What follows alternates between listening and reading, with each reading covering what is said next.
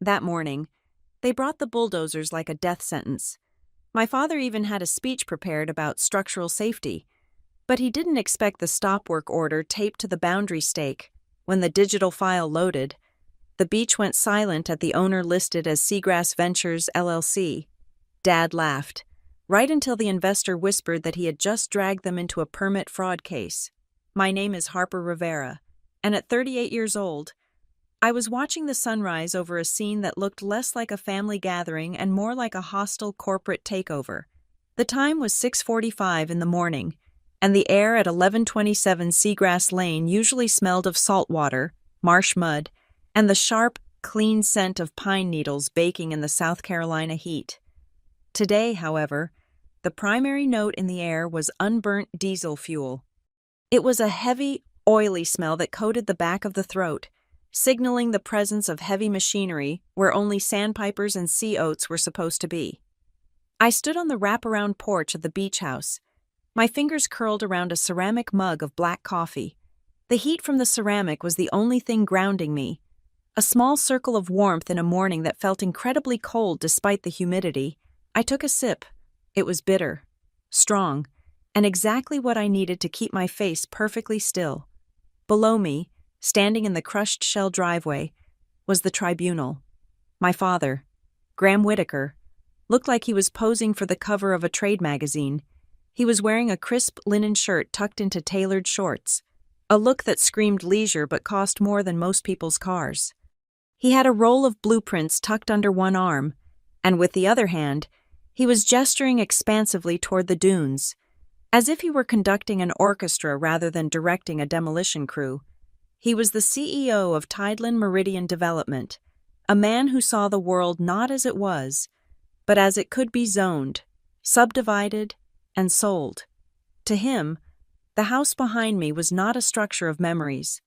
It was an obstacle. It was a rotting tooth in a smile that he intended to veneer with a $20 million luxury resort. Standing slightly behind him was my mother, Elaine. She had her hand pressed to her chest in a gesture that was theatrical enough to be visible from the street. She was looking up at me on the porch, her eyes shimmering with a wetness that I knew she could summon on command. "You really should go inside. Harper," she called out, her voice pitching up into a register of fragile concern. "Or better yet, just drive away. You do not need to witness this. It is too painful." Her words said protect, but her eyes said evict. I could see the hunger in her gaze as it swept over the property line. She was already mentally decorating the lobby of the boutique hotel they planned to build here. She wasn't sad about the house coming down. She was just annoyed that I was still standing in it. Then there was Logan, my older brother and the heir apparent to the Whitaker kingdom. He was leaning against the hood of his Range Rover, tapping furiously on his phone. He looked up just long enough to sneer at me. "Come on, Harper. Do not make this harder than it has to be," Logan shouted, his voice cracking slightly with impatience. "Dad has the permits. We have the crew. Go back to your little apartment in the city and do whatever it is you do. What is it again? Filing paperwork? Compliance consulting?" I said, my voice low. I did not shout. I did not need to. The morning air was still enough that my voice carried. "Right, compliance." Logan laughed, shaking his head. "Basically, you are a professional nag. You sit at a computer and tell people what rules they broke. Well, guess what, little sister? You are the one breaking the rules of common sense today. This place is a hazard. Dad is doing you a favor by knocking it down before it falls on your head." I did not respond. I just took another sip of coffee. They saw a woman clinging to the past, a failure who had never launched, a daughter who needed to be managed. They saw the peeling paint on the railings and the weathered gray shingles and assumed decay. They did not see the new hurricane straps I had installed under the eaves. They did not know about the reinforced pilings or the updated electrical panel hidden in the utility closet. They looked at me and saw a variable they could control. Graham turned his back to me, dismissing my presence entirely. He walked over to the foreman of the demolition crew, a burly man who looked uncomfortable being part of a family squabble. "Let us get this moving," Graham said, clapping the foreman on the shoulder. I want the main structure flat by noon. We have investors coming for a site walk tomorrow, and I want them to see a clean slate. We are building the future here. Gentlemen, out with the old, in with the gold. The foreman nodded and signaled to the operator in the cab of the excavator. The machine was a massive yellow beast, its tracks caked in red clay from some other job site. It sat on the edge of the property, its hydraulic arm folded like a sleeping predator. The engine coughed once, twice, and then roared to life. A plume of black smoke shot up into the pale blue sky, obliterating the scent of the ocean completely. The vibration traveled through the ground, up the pilings, and into the soles of my feet. The house shuddered. It was a small tremor, but it was there. My family flinched, but I did not move. I watched the excavator rotate its cab. The metal bucket, large enough to swallow a compact car, swung out over the front lawn, casting a jagged shadow across the seagrass. Elaine pulled out her phone. I knew exactly what she was doing. She was framing the shot. She would post it later with a caption about new beginnings and the bittersweet passage of time. She would make the destruction of my grandmother's home content for her social circle. Logan was smirking now. He crossed his arms, waiting for the first crunch of wood. The excavator operator revved the engine, the sound rising to a deafening mechanical scream. The bucket lifted higher, poised to strike the corner of the roof where the guest bedroom used to be. The noise was overwhelming. It filled the space between us, drowning out the sound of the waves crashing on the shore just 50 yards away. And then, through the wall of noise, I saw it. A white pickup truck turned onto Seagrass Lane. It was not a luxury vehicle like the ones my family drove. It was a government fleet vehicle, dusty and dented, with an amber light bar on the roof. It moved with a slow, deliberate speed that commanded attention. I felt a small, cold smile touch the corner of my mouth. I lifted my coffee cup in a silent toast. The truck pulled up right behind the massive trailer that had delivered the excavator, effectively blocking the exit. The driver's door opened, and a man stepped out. He was wearing a neon yellow safety vest over a blue button-down shirt, and he held a clipboard like a weapon. He did not look like he was in a hurry. He looked like a man who knew that time stopped when he arrived. This was the inspector from the Coastal Development Board. He did not yell. He simply walked past Logan, past Elaine, and walked straight toward the excavator. He raised one hand, palm out, in a universal gesture of authority. The foreman saw him first. He frantically waved at the operator in the cab. The operator hesitated, the bucket hovering in midair, casting a shadow over the porch stairs. Then, slowly, the engine note dropped from a roar to an idle. The sudden silence that followed was heavy and ringing. Graham spun around, his face flushing a deep, angry red. "Excuse me," Graham barked. Marching toward the newcomer, "This is a private construction site. We are on a tight schedule here. If you are looking for the beach access, it is 2 blocks down." The inspector ignored him. He walked up to the property boundary stake, the wooden marker that defined where the private land ended and the public dunes began. He pulled a roll of bright orange tape from his belt and a pre-printed sheet of paper. With methodical precision, he slapped the paper onto the wooden stake and secured it with the tape. The wind caught the edge of the paper, fluttering it, but the bold black letters were visible to everyone. "Stop work." Below that, in slightly smaller letters, "Pending verification." My father stopped in his tracks. The blueprints in his hand crinkled as his grip tightened. "What is the meaning of this?" Graham demanded, his voice echoing in the quiet morning. "I have a demolition permit issued by the county. I have the sign-off from the town council. You cannot just walk onto my property and stop a lawful operation." The inspector turned slowly to face him. He adjusted his glasses and looked at Graham with a mixture of boredom and pity. "I am not from the county, Mr. Whitaker," the inspector said. His voice was dry, like sand rubbing against stone.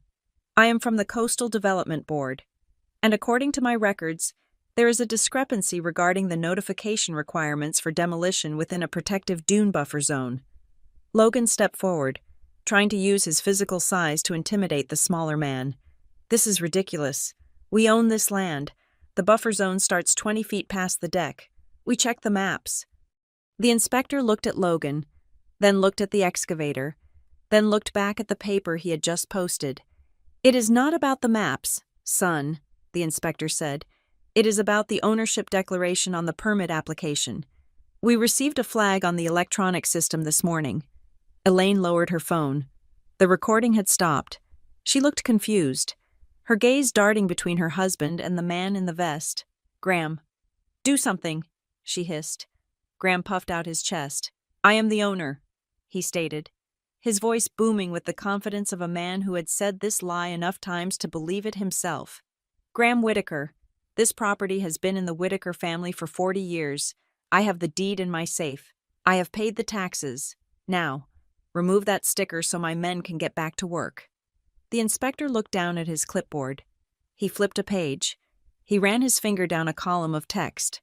Well, that is the problem. Mr. Whitaker, the inspector said. Because when I pulled the live title report at 6 o'clock this morning, the deed is not in your name, Graham laughed. It was a harsh, incredulous sound. Of course it is, or it is in the trust. It is the same thing. I am the trustee. The inspector shook his head. No, sir, it is not in a trust. The silence that fell over the driveway was absolute. Even the idling diesel engine seemed to hold its breath. I took another sip of coffee. The liquid was lukewarm now, but it still tasted like victory. Graham blinked. What are you talking about? He asked, his voice losing some of its bluster. The inspector tapped the paper on his clipboard. According to the state registry, the legal owner of record for 1127 Seagrass Lane is a limited liability company. He paused, looking up at the house, looking straight at me standing on the porch. The owner is listed as Seagrass Ventures, LLC. The inspector read. My father frowned. I never set up a company with that name. The inspector looked back at Graham. I know you did not, Mr. Whitaker, because the registered agent and sole manager listed for Seagrass Ventures, LLC, is not you. Graham looked at the inspector, then at Logan, then at Elaine. They were all frozen, a tableau of confusion and dawning horror. They were trying to process a reality that did not fit their script. They were waiting for the punchline. They were waiting for the mistake to be corrected so the world could go back to revolving around them. The inspector looked past them, locking eyes with me. He gave a nearly imperceptible nod. I set my coffee cup down on the railing. The sound of the ceramic hitting the wood was sharp and distinct. I walked down the stairs. 1 step, 2 steps, 3. I moved with the same slow, deliberate pace as the inspector. I walked past the excavator bucket that hung suspended in the air like a guillotine blade that had forgotten how to fall. I walked past Logan, whose mouth was hanging slightly open. I walked past my mother, who was clutching her pearl necklace as if it were a rosary. I stopped next to the inspector. I turned to face my father. He looked at me, his eyes narrowing. Harper? What is going on? Did you call them? Is this some kind of petty stunt to buy time? I looked at him. I really looked at him. For 38 years, I had looked at him with fear, with a desperate need for approval, with the hope that if I just achieved enough, if I was just smart enough, he would see me. But today, looking at him in the harsh light of the morning sun, I saw him clearly. He was just a man in a linen suit standing on a patch of dirt that he did not own. I did not call them. Dad, I said. My voice was calm. It was the voice I used in boardrooms when I had to tell a CEO that his company was violating federal regulations. It was a voice stripped of emotion and polished with facts. Then who did? Graham demanded. The system did. I replied. The automated notification system for the Coastal Development Board. It triggers an alert whenever a demolition permit is filed on a property that has an active conservation easement. Conservation easement, Logan blurted out. We never signed a conservation easement. You did not. I agreed. But the owner did. I turned to the inspector. Good morning, officer. My name is Harper Rivera. I am the sole member and manager of Seagrass Ventures, LLC. I have the articles of incorporation and the stamped deed in my digital file if you need to see them immediately. The inspector smiled. That will not be necessary. Ms. Rivera. I have the download right here. I turned back to my family. They looked as if I had just spoken to them in a dead language. You, Graham whispered. He shook his head, a spasm of denial crossing his face. No, that is impossible. You do not have the money. You do not have the leverage. I pay the insurance on this place. You paid the insurance on a policy that names Graham Whitaker as the owner. I corrected him, which means you have been paying premiums on a void policy for 6 years. And as for the money, you would be surprised what a professional nag can earn in the private sector when she is not wasting her time trying to please people who cannot be pleased. Elaine let out a small gasp. Harper, what have you done? I have done what you taught me. Mother, I said, I secured my future. I looked at the excavator, then at the stop work order fluttering in the breeze. You brought heavy machinery to my house without my permission. Graham, you filed a permit application swearing under penalty of perjury that you were the owner, and you did it all in front of witnesses. I gestured to the inspector, then to the demolition crew who were now leaning out of their trucks, watching the drama unfold with great interest. Finally, I said, letting the words hang in the salt air, finally, they are here. 1127. Seagrass Lane was never just a postal code to me. It was a living entity that breathed with the tides and groaned with the wind. While my father saw a footprint for development, and my mother saw a backdrop for summer cocktail parties, I saw the only place in the world where I had ever been taught to listen. My grandmother, a woman whose skin was as weathered as the cypress shingles on the roof, used to sit me down on these very steps when I was barely tall enough to reach the railing. She taught me that the ocean was not a view to be owned, but a force to be respected. She showed me how to read the gray bruising in the clouds, to know when a storm was 12 hours out. She taught me that the coastline was always moving, always hungry, and that if you wanted to live here, you had to make a pact with the water. You promised to care for the edge of the world, and in return, the edge of the world might let you stay a little longer. That was the education I valued. It was far more practical than the finishing schools and business seminars my parents tried to force upon me, to the Whitaker family. I was always the difficult variable in their perfect equation. I was the daughter who refused to smile for the society pages, the one who asked too many questions about where the money came from, and the one who ultimately committed the unforgivable sin of walking away from Tideland Meridian development. They could not understand it. To them, the family business was a birthright. To me, it was a shark tank where the sharks wore Italian loafers. I chose a different kind of power. I founded North Pier Compliance Group 5 years ago. My family laughed when I told them the name. To them, the word compliance sounded like a chore. It sounded like the boring paperwork you paid a secretary to handle so you could get back to the real work of making deals and drinking scotch. They called me a glorified librarian. Logan liked to joke at Thanksgiving that I spent my life playing on a computer, looking for missing commas. They had no idea that my job was actually the art of forensic anticipation. I did not just read paperwork, I audited risk. I looked at the structural integrity of corporations, finding the hairline fractures in their legal foundations before the weight of their own greed caused them to collapse. I spent my days analyzing what people tried to hide in the fine print. I knew that the biggest disasters were never caused by sudden explosions, but by the slow, quiet accumulation of ignored rules. That was why I knew about the house, for the last 2 years. While Graham and Logan were busy fantasizing about demolishing this place, I was secretly saving it. They saw peeling paint and assumed the structure was rotting from the inside out. They saw a relic, but I knew better because I had hired the engineers. I had spent over $80,000 of my own money, earned from consulting contracts with companies far larger than Tideland Meridian, to reinforce the bones of this house. I remembered the day the contractors came to install the helical piles. It was a Tuesday in November, a day when I knew my father would be in meetings in Charleston and my mother would be at her garden club.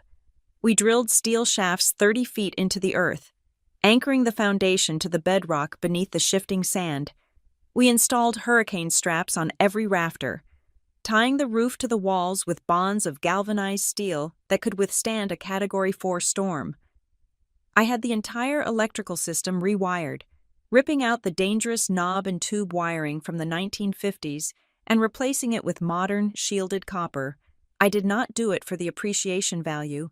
I did it because this house was the only thing my grandmother had left behind, and I had promised her I would keep it standing.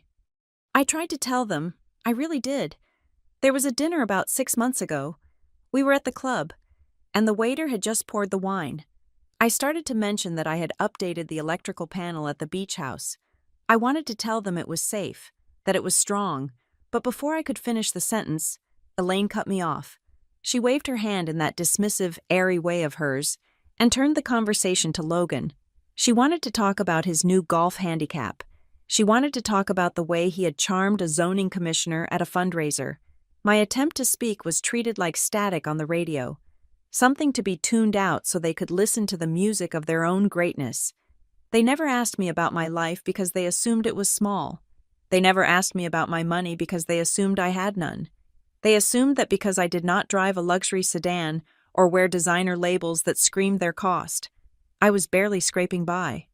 They did not know that North Pier Compliance Group had just closed a 6-figure audit for a regional hospital network. They did not know that I lived below my means specifically so I could buy the one thing they thought was theirs by divine right. That was the core of the war between us. It was a philosophical canyon that we could not bridge. My father believed that the name Whitaker was a currency that never devalued. He believed that if he walked onto a piece of land and said it was his, the universe should rearrange itself to accommodate him. He operated on the principle of assumed ownership. To Graham Whitaker, possession was 90% of the law, and the other 10% was knowing the judge. I believed in the paper. I believed that if your name was not on the deed, if the stamp was not from the clerk of court, and if the lien waivers were not signed, then you owned nothing but air. I believed that the truth was not what you said at a cocktail party, but what was recorded in the database of the county archives. I looked down from the porch at the scene in the driveway.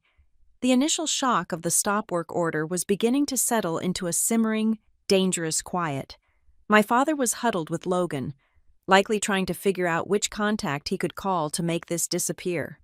My mother was standing by the car, looking at the house with a mixture of hatred and confusion, as if the wood and glass had personally betrayed her.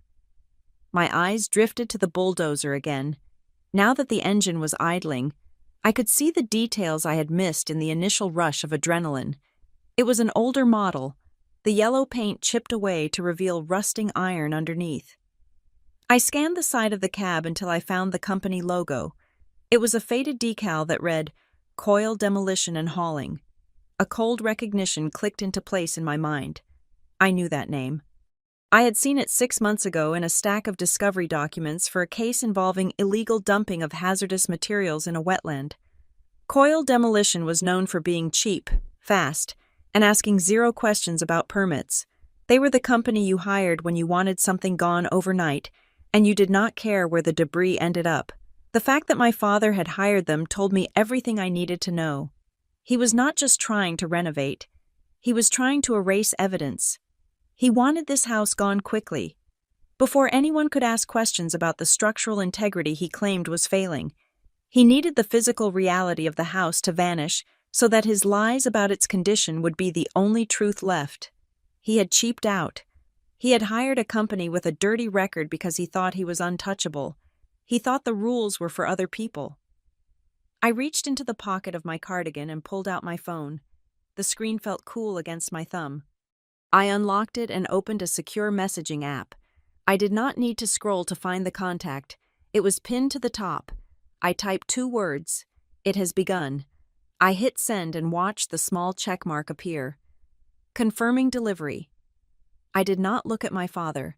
I did not look at my brother or my mother. I looked past them, out to the horizon where the gray water met the gray sky. I took a deep breath of the salt air. It tasted different today. For 30 years, the air here had tasted like nostalgia and a little bit like fear. Today, it tasted like clarity. They thought they were fighting a daughter who wanted attention. They did not realize they were fighting a landlord who had reviewed the lease and found them in breach.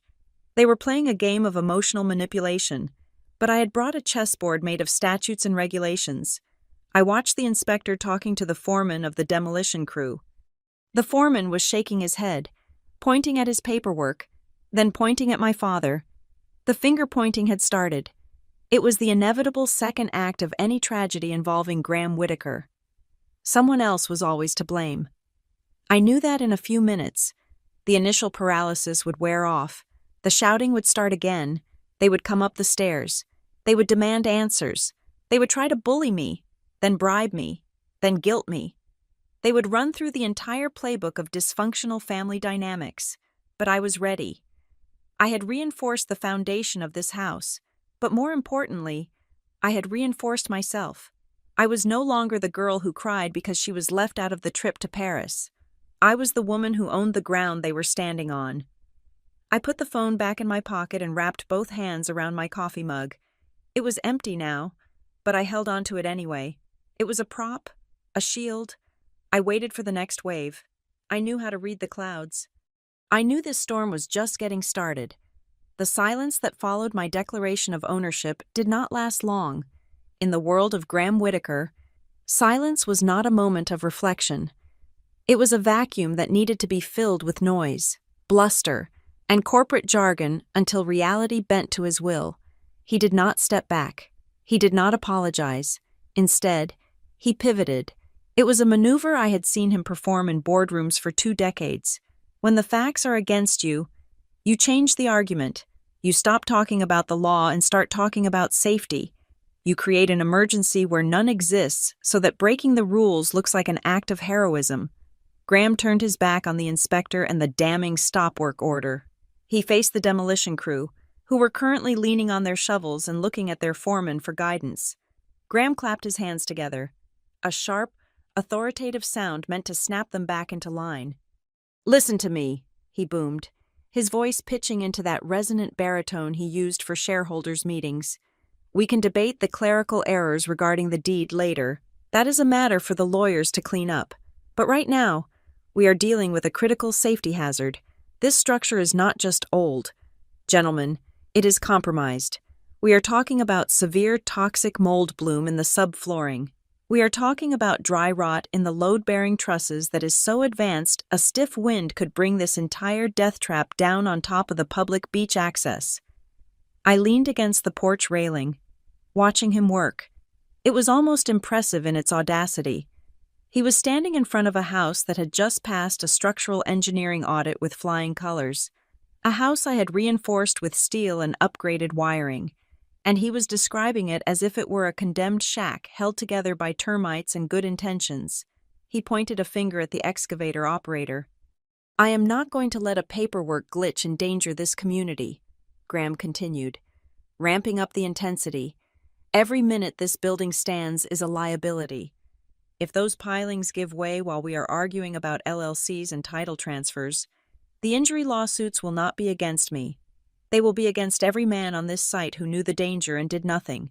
I am authorizing the strike under the emergency abatement clause. Knock it down, now." It was a masterclass in deflection. He was trying to scare the hourly workers into bypassing the regulatory agency. He was gambling that the fear of a hypothetical lawsuit would outweigh the fear of the actual man in the neon vest standing 10 feet away, while Graham was spinning his tale of structural doom. My mother decided that this was the perfect lighting for a rebrand. Elaine had recovered from her initial shock and had retreated to the edge of the driveway where the morning sun hit her face at a flattering angle. She held her phone up. The camera lens pointed at the house, but framing it over her shoulder, I could hear her voice, bright and artificial, drifting over the sound of the wind. "It is such a bittersweet morning. Everyone," she said to her unseen audience of followers, "we are finally saying goodbye to the old beach house. Out with the old, as they say. It is sad, but sometimes you have to clear away the past to build something truly magnificent for the future. Watch this space because what the Whitaker family does next is going to be breathtaking." She paused, checked the screen, and then frowned. She adjusted her hair and started again, likely unhappy with the take. She was treating the demolition of my home like a season finale cliffhanger. She was not documenting a loss. She was creating a teaser trailer for a lifestyle product.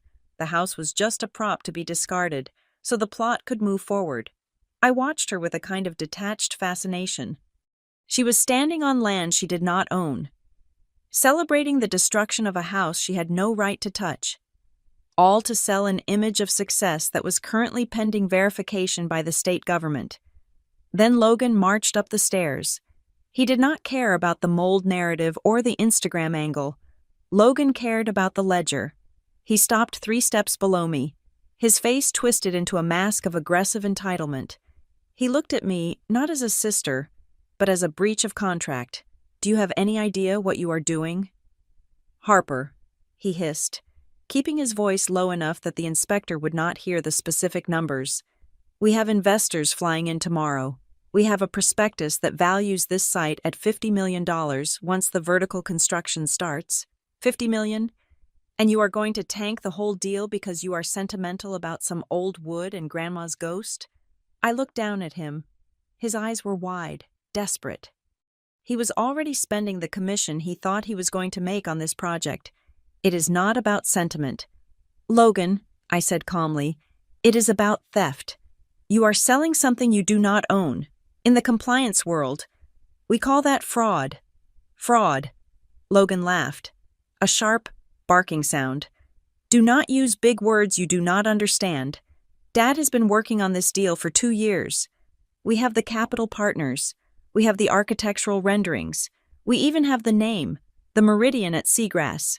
It is already a brand.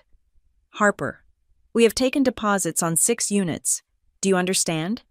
People have paid us for the view you are blocking." I felt a chill that had nothing to do with the ocean breeze. They had taken deposits. They had actually accepted money for condominiums that were legally impossible to build. This was not just a family dispute anymore. This was a Ponzi scheme with a waterfront view. "You took deposits," I repeated, making sure my voice was flat. "On a property titled to Seagrass Ventures, LLC. Logan waved his hand dismissively. "It is all the same pot. Harper, Dad would have transferred the title eventually. You are just a speed bump. A very expensive, very annoying speed bump. Now tell the guy in the vest that it is all a misunderstanding, or I swear to God, I will make sure you never work in this town again." I almost laughed. He threatened to ruin my career in a town where my career did not exist.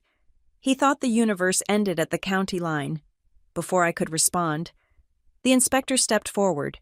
He had been listening to Graham's speech about the mold and the danger, and he looked unimpressed. He walked past Graham and stood directly between the excavator and the house. "Mr. Whitaker," the inspector said, his voice cutting through Graham's monologue. "I am going to ask you one more time. Who is the specific individual who filed the demolition permit application for this address?" Graham stopped mid-gesture.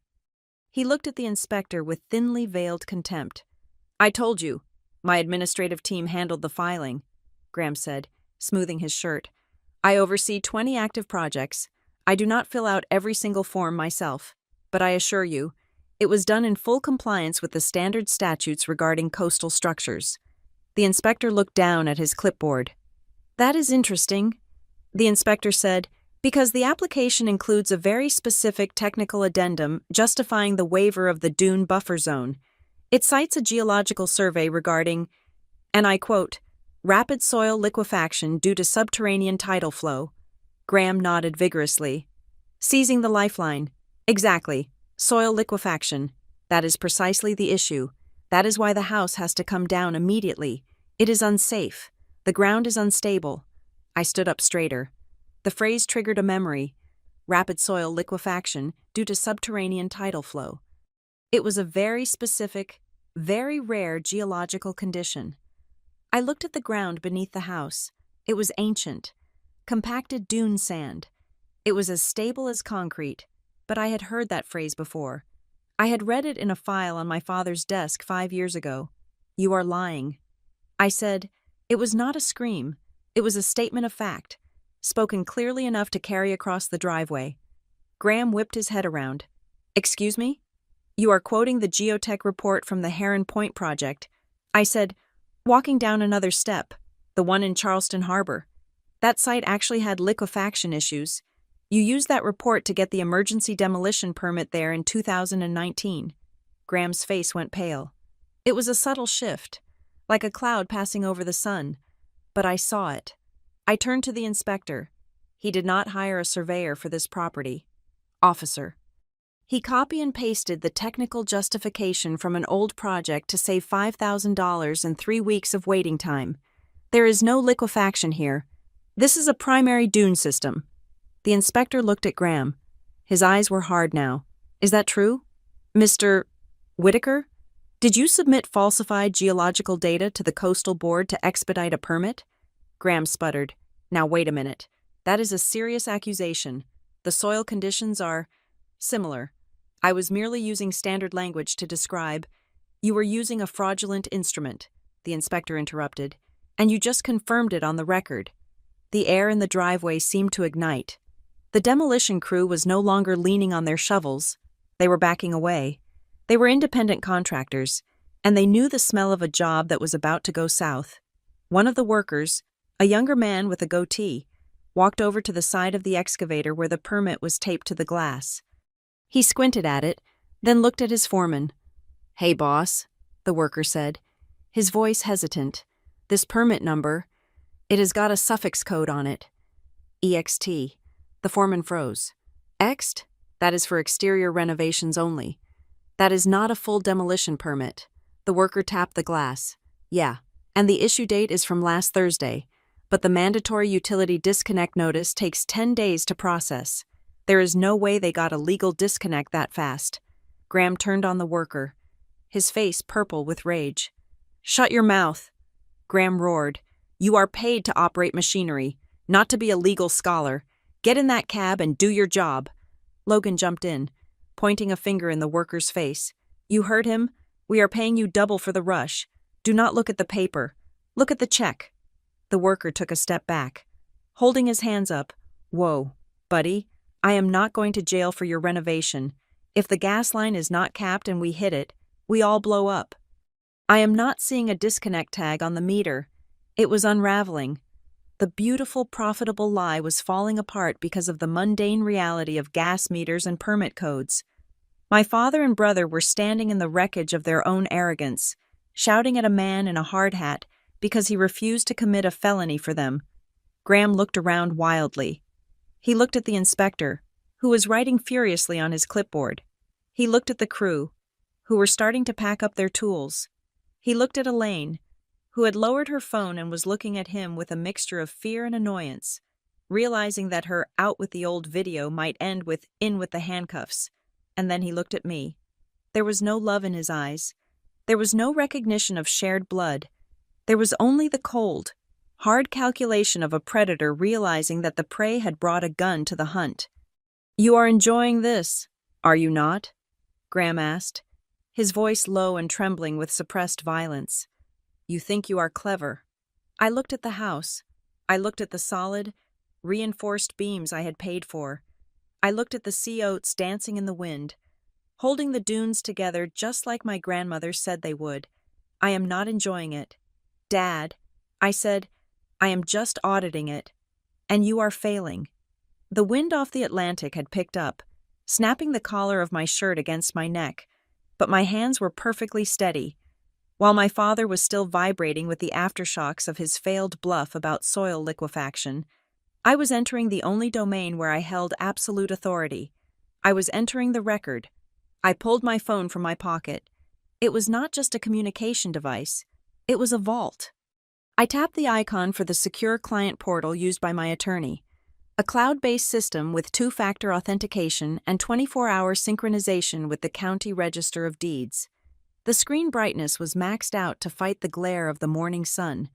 I held it up, not like a weapon, but like a lantern in a dark room. "Officer," I said, keeping my voice level and devoid of the hysteria that was radiating from my family. "If you will look at this screen, you are looking at the certified, time-stamped deed for the property located at 1127 Seagrass Lane." The inspector stepped closer, adjusting his glasses. He looked from my face to the screen, squinting slightly. He read the text out loud, his voice devoid of emotion. Property owner listed as Seagrass Ventures, LLC. Date of recording: October 14th, 2019. He looked up at me, his brow furrowed in a question that was purely procedural. "And your relationship to this entity?" he asked. The documentation lists a registered agent in Delaware. I swiped the screen to the left, bringing up the operating agreement. "I am the sole member and manager," I replied. The Delaware agent is a privacy screen. Here is the unredacted formation document, signed and notarized. And here is the link to the state secretary's database, which updates in real time. You can see my digital signature on the annual franchise tax filings for the last 5 years. The inspector leaned in, his eyes scanning the lines of legal code. He nodded slowly. The skepticism that had been his primary expression since he arrived began to dissolve, replaced by a dull, bureaucratic acceptance. He was a creature of paperwork, and I was feeding him the highest quality diet he had seen all month. "Wait a minute," Graham interrupted, his voice finding a new, desperate traction. "Rivera?" "The manager is listed as Harper Rivera. My daughter's name is Harper Whitaker. This is a mix-up. This is some other Harper." I turned to my father. He looked like a man trying to catch smoke with his bare hands.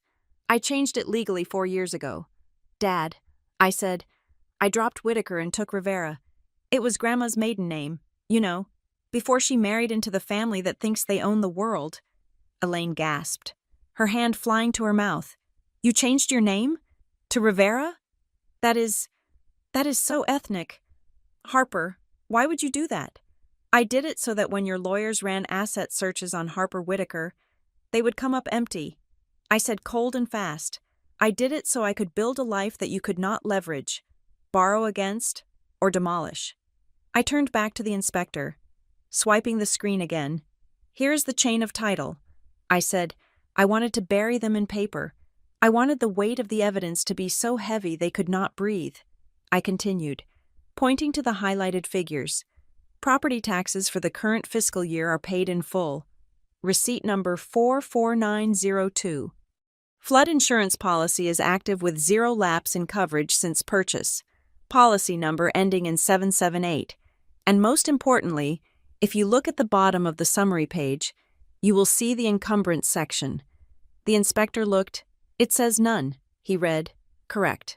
I said, "No mortgage, no liens, no construction loans. I own this dirt free and clear." The silence that followed was different from the silence before. It was the silence of a vacuum being formed. My family was staring at me, but for the first time, they were not looking down. They were looking across a chasm they had not known existed. Logan broke the silence first. He let out a scoffing laugh, a sound that was ugly and sharp. "Bullshit," he said. He looked at the demolition crew, trying to find an ally, but they were busy packing their gear. "You expect us to believe that?" Logan continued, stepping into my personal space. "You are a consultant. Harper, you check boxes on forms for a living. Where exactly did you get the capital to buy a beachfront property in cash? Did you win the lottery? Or are you laundering money for someone else?" Elaine nodded, latching on to this new theory. "Yes, that must be it. Harper, honey, if you are in trouble, you can tell us. We can help you fix this. We have lawyers who handle white-collar issues. They could not conceive of a world where I was successful on my own terms. To them, my success had to be either a lie or a crime. It was the only way their worldview remained intact. I did not get angry. Anger is inefficient. I just swiped to a different app.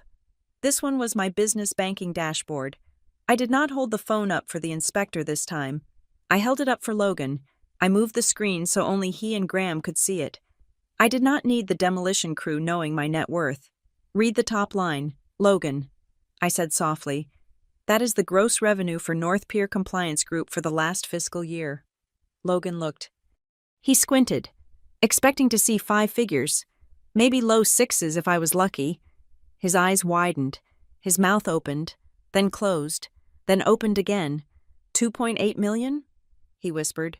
The number slipped out before he could stop it. I swiped again. "And this is the retainers for the upcoming quarter," I added. I just signed a multi-year audit contract with a pharmaceutical consortium in Jersey. My checking boxes commands a billable rate of $450 an hour. Logan, and I bill a lot of hours. I locked the phone and slipped it back into my pocket. I bought the house from Grandma's estate 6 years ago, I said, addressing the group but looking at my father. You remember the clause in her will? The one you ignored because you thought you were the only player in the game? The right of first refusal.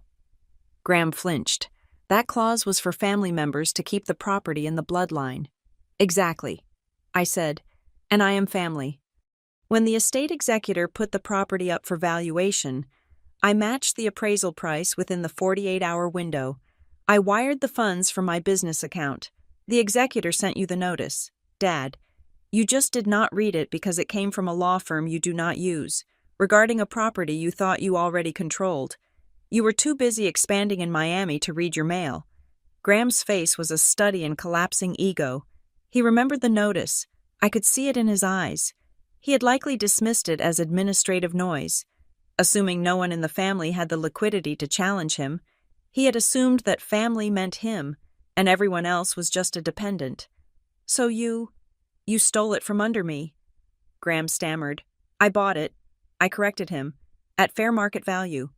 The money went into the estate, which was then divided among the heirs. You actually cashed the check that paid for this house. Dad, you just did not look at who signed it. The inspector cleared his throat. He had heard enough of the family drama. He was interested in the law. He turned his body fully toward Graham. He looked like a statue of judgment in a neon vest. Mr. Whitaker, the inspector said, his voice dropping an octave. We have established that Ms. Rivera, he nodded at me, is the legal owner of record. We have established that the entity Seagrass Ventures, LLC, holds the title. We have established that there are no liens and no outstanding permits initiated by the actual owner. The inspector tapped his pen against the clipboard. A slow, rhythmic sound. So now I have a question for you, sir. On what basis did you sign the affidavit on the demolition permit application, declaring yourself the owner of this property? Graham looked at the inspector. He looked at the ground. He looked at the ocean. He looked anywhere but at the man asking the question. It was an administrative oversight. Graham mumbled, My staff. They handle the filings. I assumed the title transfer had been processed. It is a family property. We treat it as a collective asset. The inspector was not having it. The affidavit requires a notarized signature. Mr. Whitaker, he said, it requires you to swear that the information is true under penalty of perjury. Did you sign that document, or did you have your staff forge your signature? Because either way, we are moving from a code violation to criminal fraud. Graham went rigid. The word criminal hung in the air like a guillotine blade. Logan tried to intervene. Look, we can clear this up. We will pull the permit. We will pay the fine. Just take the sticker down and let us go. The inspector shook his head. I cannot do that. Son, the system has been flagged. Once a stop work order is issued based on a fraudulent ownership claim, it triggers an automatic review by the legal department. He looked back at Graham. And there is something else, the inspector said. He flipped a page on his clipboard. When you filed this permit, you submitted a bond, a surety bond to cover the cost of potential environmental cleanup. Graham nodded, looking hopeful. Yes, I posted a $50,000 bond. That shows good faith. Does it not? The inspector smiled. But it was not a nice smile. It shows that you put up financial collateral for a project on land you do not own, he said. But here's the kicker. To get that bond, you had to provide the bonding company with a collateral agreement. Usually, that collateral is the property itself. I felt a sharp intake of breath in my own chest. I knew where this was going. I knew the compliance world. You pledged my house, I said, my voice barely a whisper. You pledged 1127 Seagrass Lane as collateral to the bonding agency. Graham did not answer. He did not have to. His silence was a confession written in neon lights. The inspector nodded at me. Exactly. Miss Rivera? And since he does not own the house, he has just committed fraud against the bonding company as well. The inspector ripped the top sheet off his clipboard. He handed a carbon copy to Graham. "This is a citation for attempted unpermitted demolition in a protected coastal zone," the inspector said formally. "It comes with a mandatory court appearance. The fine starts at $10,000 per day for every day. The heavy machinery remains on site." He pointed to the excavator. "I suggest you get that thing out of here before I call the tow truck. And Mr. Whitaker?" Graham looked up, his eyes hollow. "Do not leave town," the inspector said. "The board investigators are going to want to talk to you about how many other properties you have claimed to own on county paperwork." The inspector turned to me. He tipped his hard hat slightly. "Ms. Rivera, I apologize for the disturbance. Your property rights are secure. If anyone tries to step foot on this lot without your written permission, call the sheriff. You have the documentation to have them removed for trespassing. Thank you." "Officer," I said. He walked back to his truck, the gravel crunching under his boots. The sound was final. It was the sound of a gavel coming down. I stood on the porch, my phone still warm in my hand. I looked at my family. They looked small. They looked like tourists who had lost their map in a dangerous city. Logan was staring at the ground, doing the math on $2.8 million. Elaine was looking at the house, realizing that the old she wanted to discard was the only thing standing between her husband and a prison cell. And Graham? Graham was looking at me. For the first time in his life, he was not looking at a daughter. He was looking at a creditor, and he knew he was bankrupt. You might think that receiving a citation from a state official would be enough to stop a man like Graham Whitaker. You might think that the threat of a $10,000 daily fine, or the revelation that he had pledged a house he did not own as collateral, would force a retreat. But you would be wrong. You would be underestimating the sheer, blinding momentum of my father's ego. He had spent 40 years building a reality where his word was law, and he was not about to let a piece of paper or a daughter he considered a failure dismantle that reality in front of a demolition crew. Graham crumpled the carbon copy of the citation in his fist. He did not look at the inspector. He looked past him, staring directly at the foreman of the crew. "Start the engine," Graham commanded. His voice was not loud, but it had a tremor in it that sounded dangerous. It was the sound of a cable about to snap. The foreman, who was already halfway to his truck, stopped and turned around. He looked at Graham with a mixture of disbelief and pity. "Sir," the officer just said, "I do not care what he said." Graham shouted, finally losing his composure. "This is my property. This is the Whitaker family estate. I pay the bills. I maintain the grounds. I am the one who decides when it stands and when it falls. Now, get back in that cab and do what I paid you to do." The foreman looked at the inspector, then back at Graham. He shook his head slowly.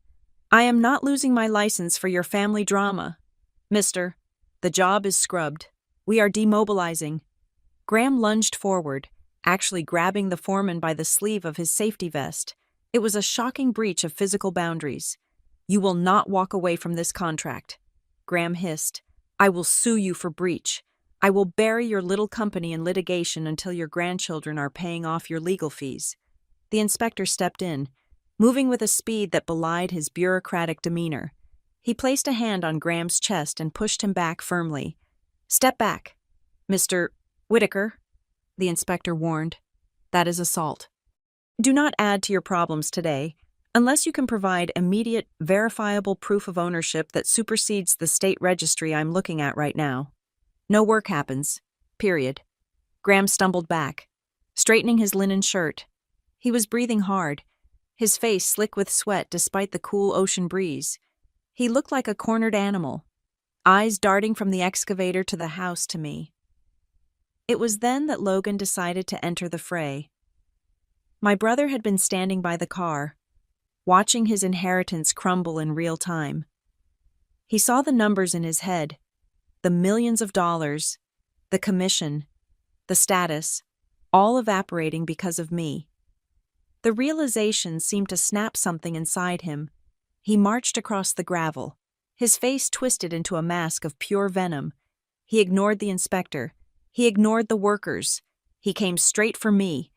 "You planned this," Logan screamed, pointing a finger in my face. "You sat on this. You knew we were coming. You knew the schedule. You waited until the morning of the demo, until the equipment was here, until the neighbors were watching. You did this on purpose to humiliate us. I did not flinch. I did not step back. I stood on the bottom step of the porch, looking down at him from a height of 6 inches, which felt like a mile. I did not choose the date. Logan, I said, my voice steady and cold. You did. You set the timeline. You hired the crew. You invited the investors. All I did was stand here and wait for you to crash into the wall you built yourself. You could have told us, Logan yelled, spittle flying from his lips. You could have picked up the phone a month ago. You could have said, hey, by the way, I bought the house, but you didn't. You wanted a show. You are a vindictive, jealous little... I cut him off. My voice was not a scream, but it was hard enough to crack stone. I sent 3 certified letters to Dad's office in the last year, stating that the property was not available for development. I said, they were returned unopened. I sent an email to your corporate counsel regarding the boundary line dispute 2 months ago. It was ignored. I did not hide anything. Logan, you were just too arrogant to read the mail from someone you thought did not matter. Logan opened his mouth to argue, but the truth of it stopped him. He knew their mail handling procedures. If it did not come from a bank or a VIP, it went into the bin. They had filtered me out of their lives, and now that filter was choking them. Seeing that aggression was failing. Elaine stepped into the vacuum. She understood that anger was alienating the audience, and there was an audience now. Neighbors were stepping out onto their decks, holding coffee cups, watching the show. A jogger had stopped on the beach path. Elaine needed to spin the narrative. She walked up to the porch railing, her eyes already brimming with fresh tears. She reached out a hand toward me, trembling slightly. Harper, please, she sobbed. Her voice was wet and thick with emotion. How can you do this to your family? We raised you. We gave you everything. The best schools, the best clothes, a life of privilege. And now you stand there and watch your father suffer? Look at him. He's having a breakdown. She gestured to Graham, who was pacing in circles, muttering to himself. We are a family. Harper, Elaine implored. Families help each other. They do not call the police on each other. If you have any love for me, any love for the mother who carried you, you will send this man away. You will let us finish what we started. We can work out the money later. Just stop this. It was a powerful performance. If I were a stranger, I might have been moved. I might have seen a distraught mother pleading with a cold-hearted daughter, but I was not a stranger. I was the child who had grown up in the shadow of her narcissism. I knew that her tears were not for me. They were for the loss of the resort she wanted to brag about at the country club. I looked at her hand, reaching for me. I did not take it. I do love you. Mom, I said gently, but love is not a demolition permit. Elaine froze. Her face hardened instantly, the mask slipping for a fraction of a second. What? She whispered. I said, loving you does not mean I have to let you destroy my home. I repeated, louder this time so the neighbors could hear. You are asking me to set myself on fire to keep you warm. I am done doing that. This is my house. It is the only thing I own that is truly mine. And you do not get to crush it just because you promised it to someone else. Graham stopped pacing. He seemed to come to a decision. He stopped muttering and walked back to his car. He opened the trunk and pulled out a thick, leather-bound binder. It was embossed with the Tideland Meridian logo in gold leaf. It looked expensive. It looked official. He marched back to the inspector, holding the binder like a shield. You want verification? Graham said, his voice regaining some of its bluster. You want to talk about paper? Fine. I did not want to bring this out because it is a private family trust matter, but you have forced my hand. He slammed the binder onto the hood of the inspector's truck. He flipped it open to a tab marked Authorization. This, Graham declared, pointing to a document inside, is a power of attorney and a quitclaim deed transfer signed by Harper Whitaker 3 years ago. It grants me full authority to manage, develop, or dispose of the asset known as 1127 Seagrass Lane. The air left my lungs. I stared at the binder, I had never signed such a document. I had never even discussed such a document. The inspector leaned over the hood. He adjusted his glasses. He looked at the document. Then he looked at me. "Ms. Rivera?" the inspector asked. "Is this your signature?" I walked down the stairs. My legs felt heavy, but my mind was racing. I approached the truck. I looked at the paper. It was a beautiful document. It had a gold seal. It was printed on heavy bond paper, and at the bottom, above the line labeled Harper Whitaker, was a signature. It was a flowing, loopy script. It looked elegant. It also looked nothing like my handwriting. But the most damning detail was not the style. It was the name. I looked at Graham. He was smiling now. A tight, triumphant smile. He thought he had won. He thought that by producing a piece of paper, he could override reality. He thought that because he was Graham Whitaker, his forgery would be accepted as truth because who would dare question him? I looked at the inspector. "Officer," I said quietly, "that document is dated June 12th, 2023. The inspector checked the date. Correct. And it is signed Harper Whitaker." I continued. The inspector nodded. Yes. I reached into my bag and pulled out my driver's license. I placed it on the hood of the truck, right next to the binder. I legally changed my name to Harper Rivera in 2021. I said, 2 years before that document was allegedly signed. I pointed to the signature on my license. It was sharp, angular, and efficient. It read, Harper Rivera. I continued, my voice dropping to a register that was almost deadly in its calmness. Furthermore, on June 12th, 2023, I was in London auditing a frantic banking client. My passport stamps will prove I was not even on this continent to sign that piece of paper. I looked at my father. His smile faltered.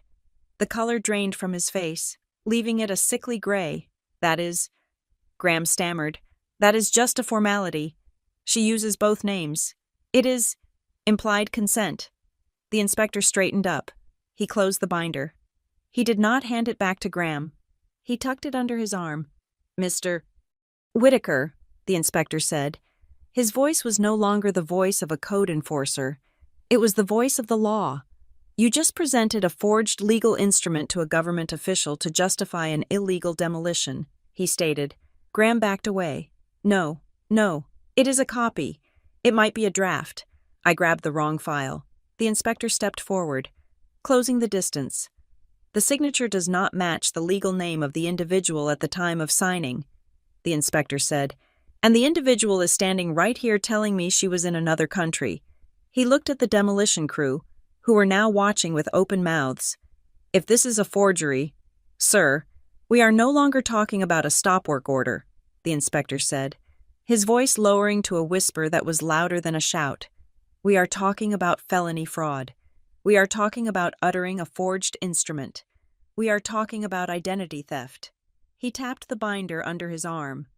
I am confiscating this as evidence, the inspector said, and I am calling the sheriff to file a formal report. Elaine screamed. It was a short, sharp sound of pure panic. Logan looked like he was going to vomit. Graham looked at me.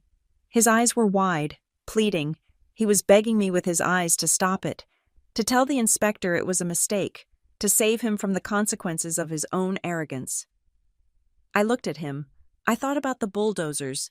I thought about the mold lie. I thought about the years of dismissal. I turned to the inspector. Make the call. I said. The inspector did not stop with the confiscation of the forged binder. In my experience as a compliance auditor, when a regulatory official finds one thread of deceit, they do not just pull it, they unravel the entire sweater until the person wearing it is left naked in the cold. The discovery of the fraudulent signature had shifted the atmosphere from a civil dispute to a crime scene, but the inspector was a thorough man. He was not satisfied with just the felony. He wanted the regulatory violations too. He turned away from the truck and walked toward the beach. He moved with a heavy, purposeful gait, his boots sinking slightly into the soft sand that bordered the manicured lawn. He reached for his belt and unclipped a laser distance meter. Graham was still leaning against the fender of the inspector's truck, looking like a man who had just been punched in the solar plexus. He watched, helpless, as the inspector aimed the red laser dot at the corner of the house and then at the primary dune line. The inspector checked the reading, frowned, and measured again. Then he turned around and pointed a gloved finger at the swaying sea oats. "Mr. Whitaker," the inspector called out, his voice carrying over the sound of the surf. "Do you see those stakes with the blue ribbon?" Graham blinked, trying to focus. "Yes, those are the property markers." "Wrong," the inspector said. "Those are the State Coastal Agency, OCRM. Everything seaward of those stakes is state jurisdiction. Everything within 40 feet landward of those stakes is the beachfront setback zone." He walked back toward us, tapping the side of the laser measure against his thigh. "You applied for a demolition permit from the county building department," the inspector stated. "That covers the structure.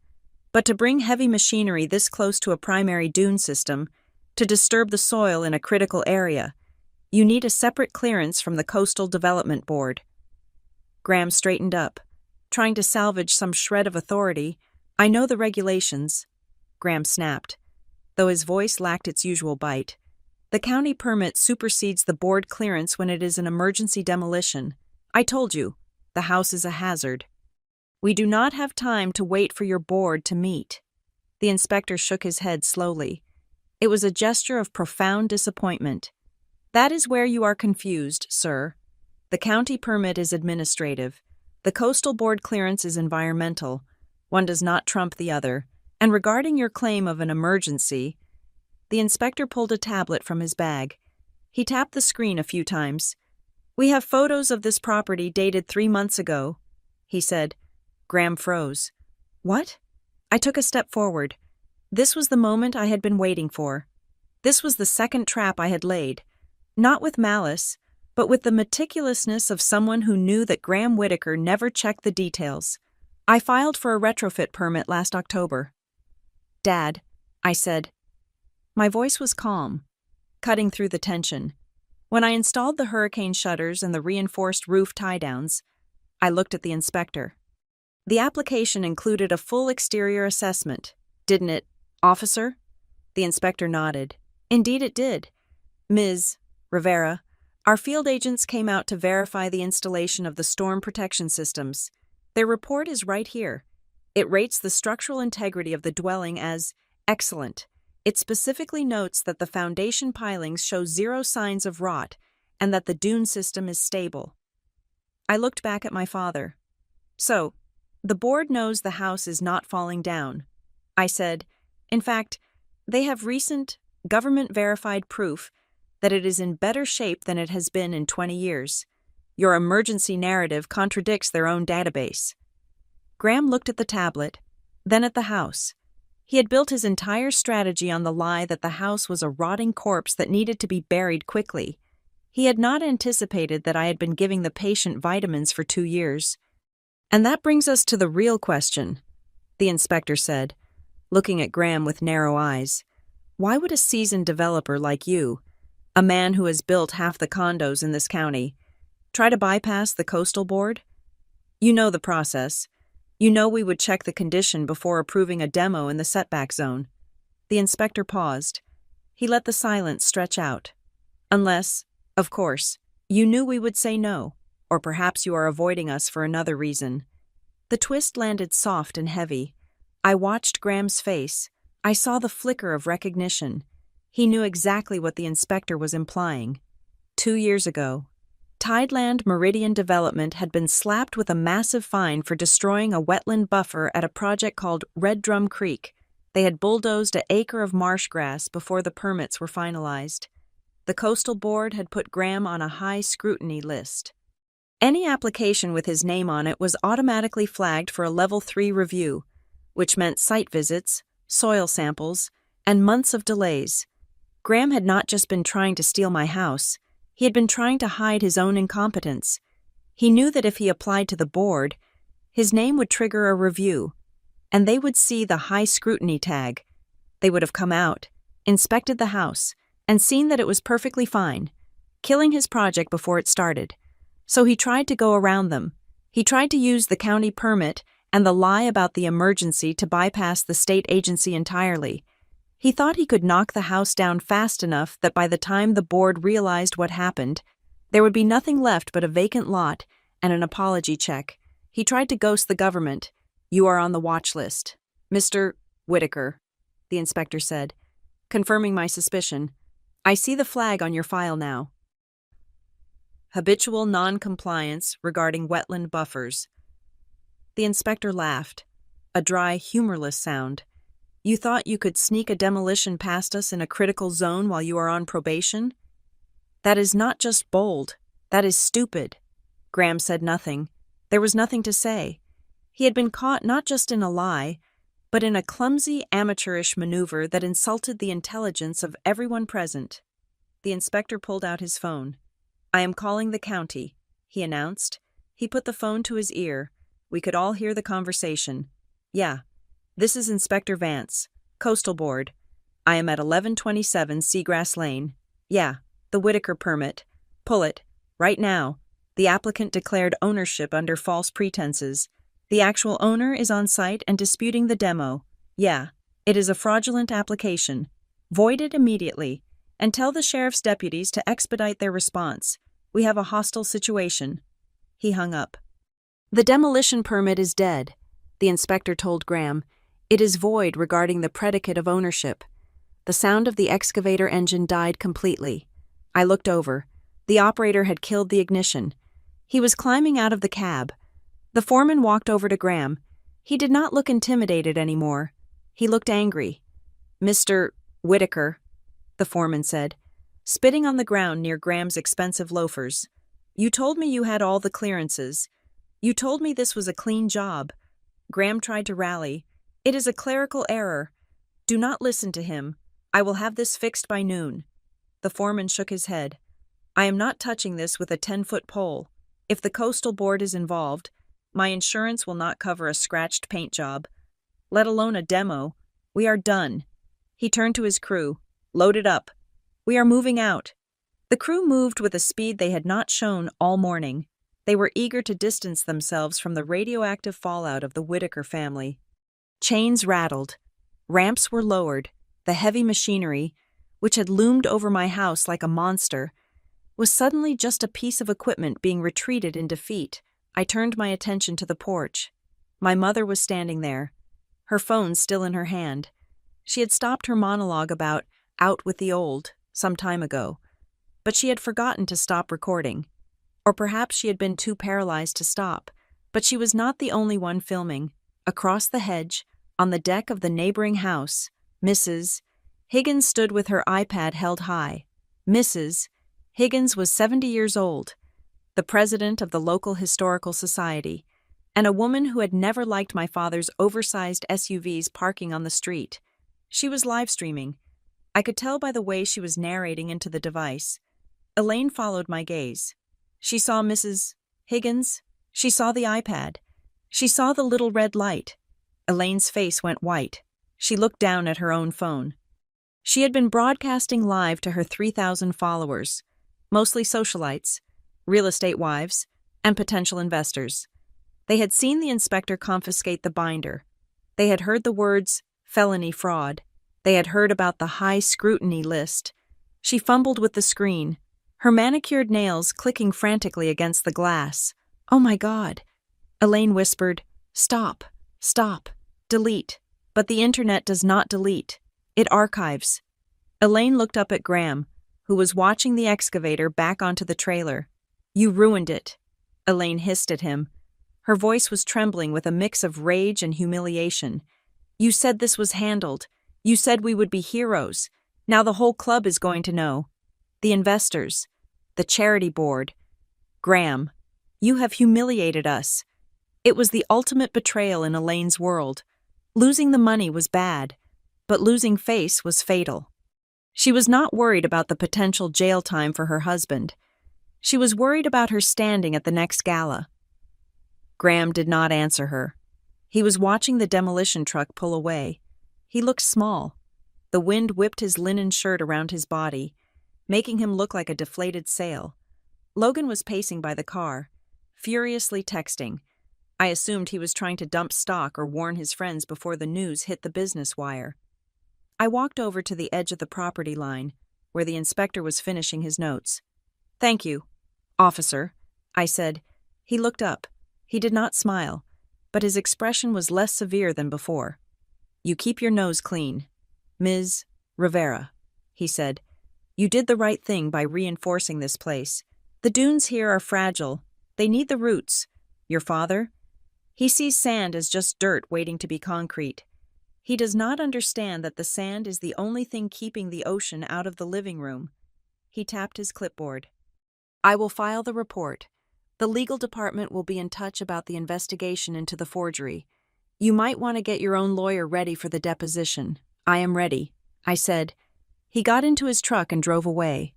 Following the demolition crew, the driveway was suddenly quiet.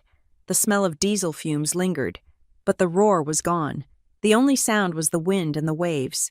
I turned back to my family. They were stranded on an island of their own making. Graham was staring at the space where the excavator had been. Elaine was scrolling through her phone, likely reading the comments that were destroying her social standing. Logan was leaning against the car, head in his hands. I did not feel a surge of joy. I did not feel the urge to dance or scream. What I felt was the cold, solid weight of reality. It was the same feeling I got when I finished a complex audit and the numbers finally balanced to 0. Graham looked up. He met my eyes. For a second, I thought he might apologize. I thought he might acknowledge that he had been bested. "You think you won," Graham said, his voice raspy. "You think a piece of paper makes you the winner?" I looked at the house. I looked at the dunes. I looked at the deed in my digital file. Papers do not lie. "Dad," I said. I turned and walked toward the stairs of my home. People do. The dust from the departing excavator had barely settled on the crushed shells of the driveway when the next phase of the dismantling began. This phase did not involve heavy machinery or diesel engines. It involved something far more lethal in the world of high-stakes real estate. A billable hour. A black sedan turned onto Seagrass Lane, moving with the quiet, predatory smoothness of a vehicle that cost more than the average American home. It did not park haphazardly like the demolition trucks. It pulled into the designated guest spot, perfectly parallel to the curb. The driver's door opened, and Marissa Klein stepped out. Marissa was 46 years old, and she was the managing partner of Klein Associates, a firm known for tearing apart corporate non-compliance with the precision of a surgeon. She was wearing a charcoal gray suit that looked entirely out of place against the backdrop of sea oats and sand dunes, which was exactly the point. Marissa did not dress for the weather. She dressed for the war. She carried a thick, expandable leather briefcase in one hand and a tablet in the other. Her expression was devoid of curiosity, anger, or pity. It was the face of a woman who had already read the file, checked the precedents, and knew exactly how the next hour was going to go. I had texted her the moment the stop work order was posted. I did not need to give her details. She knew the timeline. She knew the stakes. She walked up the driveway, her heels clicking rhythmically on the pavers. She walked past Logan, who was still frantically texting. She walked past Elaine, who was trying to delete her live stream disaster. She walked past Graham, who looked like a man waking up from surgery to find the wrong limb had been removed. She stopped next to me, gave a brief, professional nod, and then turned to face the group. "Good morning," Marissa said. Her voice was not loud, but it had a distinct lack of friction. It projected effortlessly. "I am Marissa Klein, legal counsel for Ms. Harper Rivera and Seagrass Ventures, LLC. Graham straightened up, instinctively trying to summon the charm that had served him for decades in boardrooms. He adjusted his collar, forcing a tight, pained smile. "Ah, a lawyer," Graham said, stepping forward with his hand extended. "A bit dramatic for a Tuesday morning, don't you think? This is a family matter. Ms. Klein, we are just having a bit of a communication breakdown regarding the administration of the estate." Marissa did not take his hand. She did not even look at it. She simply opened her briefcase on the hood of the inspector's truck, which was still parked there as he finished his report, and pulled out a fresh legal pad. There is no breakdown in communication, Mr. Whitaker, Marissa stated, her pen hovering over the paper. And this is not a family matter. This is a property rights matter involving two distinct legal entities. One is the lawful owner, my client. The other is a trespasser who just attempted an illegal demolition. Graham flushed. Now see here. I am her father. We are sorting out the paperwork. It is a misunderstanding. Marissa looked up, her eyes locking onto his. Paperwork does not misunderstand, Mr. Whitaker, she said. Paperwork is binary. It is either signed or it is not. It is either filed or it is not. And according to the filings my office pulled 30 minutes ago, you have filed a fraudulent affidavit to obtain a permit on land you do not hold title to. That is not a misunderstanding. That is actionable deceit. She turned to the inspector, who was watching this exchange with the satisfied look of a man who suddenly found himself with backup. Officer, for the civil record, I am requesting a formal incident report detailing the time of arrival of the heavy equipment, the name of the demolition contractor, and the specific personnel who authorized the breach of the property line. The inspector nodded. I have it all in the log. Counselor, including the attempt to proceed after the citation was issued, Marissa wrote this down. The scratching of her pen was the only sound in the driveway. Good, Marissa said. We will be needing that for the restraining order application and the subsequent suit for damages. Logan looked up from his phone. He looked panic-stricken. Restraining order? Logan squeaked. You cannot get a restraining order against family. Marissa turned to him. I can get a restraining order against anyone who threatens the physical integrity of my client's asset or attempts to defraud her via identity theft.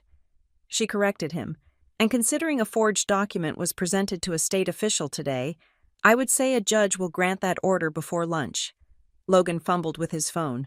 I am calling Uncle Jerry, he announced, referring to the family's longtime corporate attorney, a man who specialized in golf course zoning and country club disputes. He will straighten this out. He knows the judges. The inspector, who was packing up his laser measure, looked over at Logan. Son, you can call the Supreme Court if you want, the inspector said dryly. But this is a code enforcement issue combined with potential criminal fraud. Your uncle cannot fix a red-tagged site with a phone call. The jurisdiction is with the Coastal Board now. Marissa did not even blink at Logan's threat. She just continued writing. I am also documenting the presence of third parties, Marissa said, noting the neighbors on their decks, witnesses to the attempted destruction of property. Graham looked at the notepad. He realized that every scratch of ink was another nail in the coffin of his reputation. He realized that Marissa was not here to negotiate a settlement. She was here to construct the cage. Ms. Klein, please, Graham said, his voice dropping to a harsh whisper. Can we not discuss this inside? Away from the spectacle? We can come to an arrangement. I can pay the fines. I can compensate Harper for the stress. Marissa stopped writing. She looked at me. I looked at Graham. I saw the desperation in his eyes. He still thought money could fix it. He still thought this was a transaction. I looked at Marissa and shook my head slightly. My client is not interested in compensation, Marissa said, turning back to Graham. She is interested in the preservation of her home. There is no arrangement to be made. And then, just as the gravity of Marissa's legal blockade was settling in, the sound of tires crunching on gravel broke the silence again. We all turned. Another car was coming down Seagrass Lane. This one was not a sedan. It was a massive black luxury SUV with tinted windows and out-of-state plates. It moved with an aggressive weight. It did not look like a local car. It looked like a mobile boardroom. Graham's face, which was already pale, went the color of ash. Oh no, Graham whispered. No, no, no. They are not supposed to be here until tomorrow. The SUV stopped right behind Marissa's car, effectively blocking the entire driveway. The engine cut, and the silence that followed was heavy. The rear door opened. A man stepped out. He was tall, wearing a suit that cost more than my first year of college tuition. He was in his 50s, with silver hair cut short and eyes that looked like they had seen every possible way a deal could go wrong. This was Julian Sterling, the lead representative for the investment group Graham had been bragging about for months. He did not look happy. In fact, he looked like a glacier that had decided to move south. He walked up the driveway, ignoring the view of the ocean, ignoring the beautiful morning light. He looked at the retreating demolition tracks in the sand. He looked at the stop work order fluttering on the stake. He looked at the police-style citations sticking out of Graham's pocket. "Graham," Sterling said. His voice was smooth, cultured, and utterly terrifying. "Mr. Sterling," Graham stammered, stepping forward, his hands shaking. I was not expecting you until the site walk tomorrow. We are dealing with some minor site prep issues, a little bureaucratic hiccup, nothing to worry about." Sterling did not look at Graham. He looked at the inspector. Then he looked at Marissa. Then he looked at the house that was supposed to be a pile of debris by now. "We got a notification from our risk assessment algorithm," Sterling said, his eyes scanning the scene. "Something about a halted permit and a flagged entity on the state database. And then my assistant showed me a live stream from one of your neighbors." He turned his cold gaze to Elaine, who shrank back against the porch railing, clutching her phone like it was a grenade she had accidentally pulled the pin on. Sterling looked back at Graham. "Graham," Sterling said, dropping the pleasantries. "Simple question. Yes or no? Do you own this land?" Graham opened his mouth. He looked at me. He looked at Marissa, who was holding her pen ready to record his answer. He knew that if he lied now, in front of a lawyer and an investor, he was digging a hole so deep he would never climb out. But if he told the truth, he was dead anyway. The silence stretched. It was agonizing. The wind whistled through the porch railings. The waves crashed. Graham said nothing. He just stood there, his mouth slightly open, unable to force the lie past his lips, because the truth was standing right next to him, holding a legal pad. Sterling watched him for 3 seconds. 3 seconds was all it took. "The silence is an answer," Sterling said. He reached into his jacket pocket and pulled out a pair of sunglasses. He put them on, hiding his eyes, making him look even more impenetrable. "We funded the preliminary tranche based on your representation of clear title and site control," Sterling said. His voice was devoid of anger. It was just business, pure, cold mathematics. "If you do not own the land, Graham, then you have misappropriated our funds." Graham found his voice, but it was a high, thin thing. "Julian, please, I have a power of attorney. It is a family trust situation. I can fix the title. Give me a week." Sterling shook his head. "We do not do family trust situations," Sterling said. "We do secure assets. And if you lied to us about the ownership, then the entire contract is void for cause." He turned to his driver, who was waiting by the open door of the SUV. "Send the recall notice to the bank." Sterling ordered the driver. "Freeze the escrow account. Pull the term sheet." He looked back at Graham one last time. "This is not a hiccup. Graham, this is a breach of contract. Expect to hear from our legal department regarding the return of our deposit. By end of business today." Sterling got back into the SUV. The door slammed shut with a sound like a vault closing. The vehicle reversed, turned around, and drove away, taking with it the $50 million dream, the commission, the prestige, and the future of Tideland Meridian Development. I stood there, watching the taillights disappear. I felt a strange sensation in my chest. It was not triumph. It was the heavy, settling feeling of finality. I understood what had just happened. This was not just about losing a project. My father operated on leverage. He borrowed from Peter to pay Paul. He used the hype of the next big deal to secure the loans for the last one. Sterling pulling the plug was not just a lost deal. It was a domino. When the other lenders heard that Sterling had walked due to fraud, they would all call in their loans. The credit lines would freeze. The reputation would shatter. Graham stood in the middle of the driveway. He looked at his hands. He looked at the house. He looked at me. He did not scream. He did not rage. He looked like a man who had just realized that the ground beneath him was not solid earth, but quicksand, and he had been sinking for a long time without noticing. Marissa capped her pen. The click was loud in the quiet air. "I think we are done here for now," Marissa said calmly to me. "The record is established.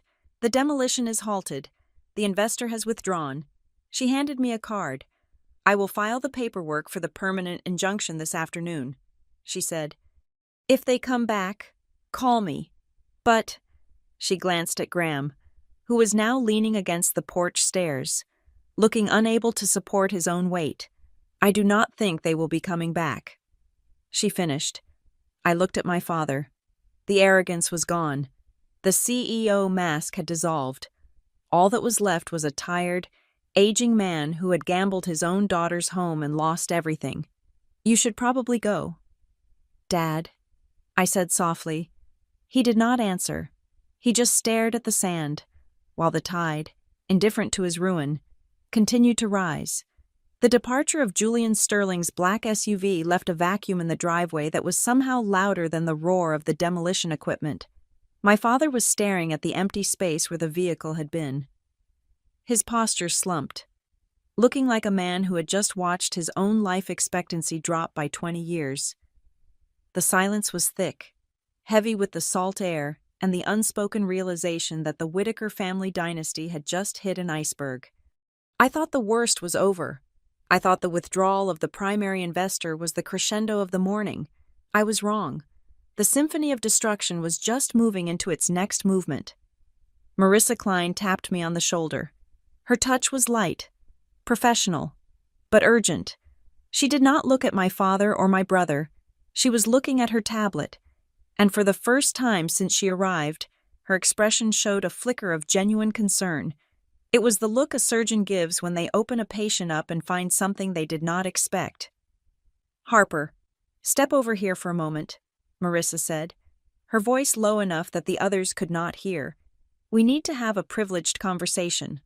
I followed her to the far side of the porch, away from where Graham was still swaying slightly in the driveway.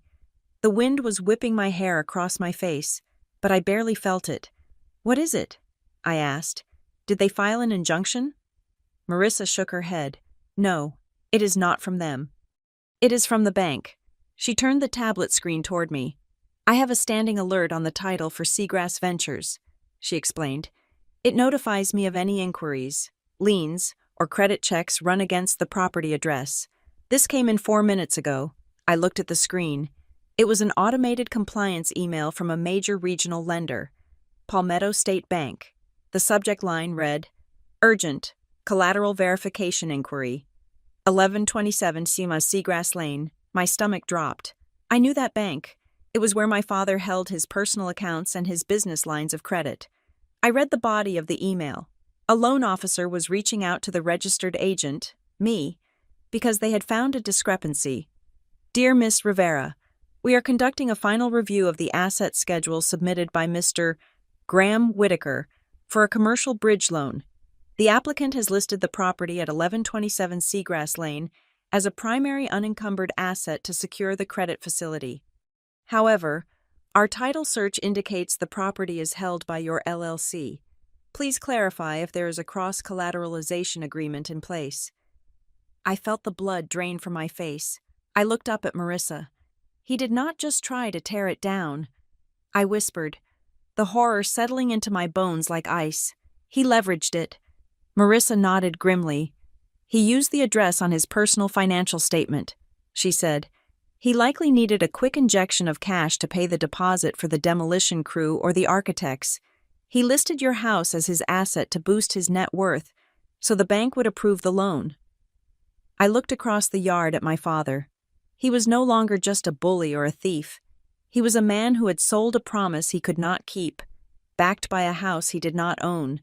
He had walked into a bank, looked a loan officer in the eye, and signed a piece of paper pledging my home, my sanctuary, as security for his gambling debts. If the bank had not done their due diligence, if they had just taken his word because he was the great Graham Whittaker, I could have ended up in a lawsuit defending my title against a foreclosure if he defaulted. He had exposed me to financial ruin without even asking. I walked back across the driveway, I did not run. I walked with the slow, terrifying momentum of a glacier. Marissa followed me, her tablet held against her chest like a shield. Graham looked up as I approached. He saw the look on my face. He took a half step back. "What now?" Graham asked, his voice weary. "What else could you possibly have to throw at me?" I did not yell. I spoke with a clarity that cut through the wind. "Palmetto State Bank," I said. Graham flinched. His eyes darted to the left. A tell I had known since I was a child. "I do not know what you are talking about," he muttered. I took the tablet from Marissa and held it up. "They just emailed me. Dad.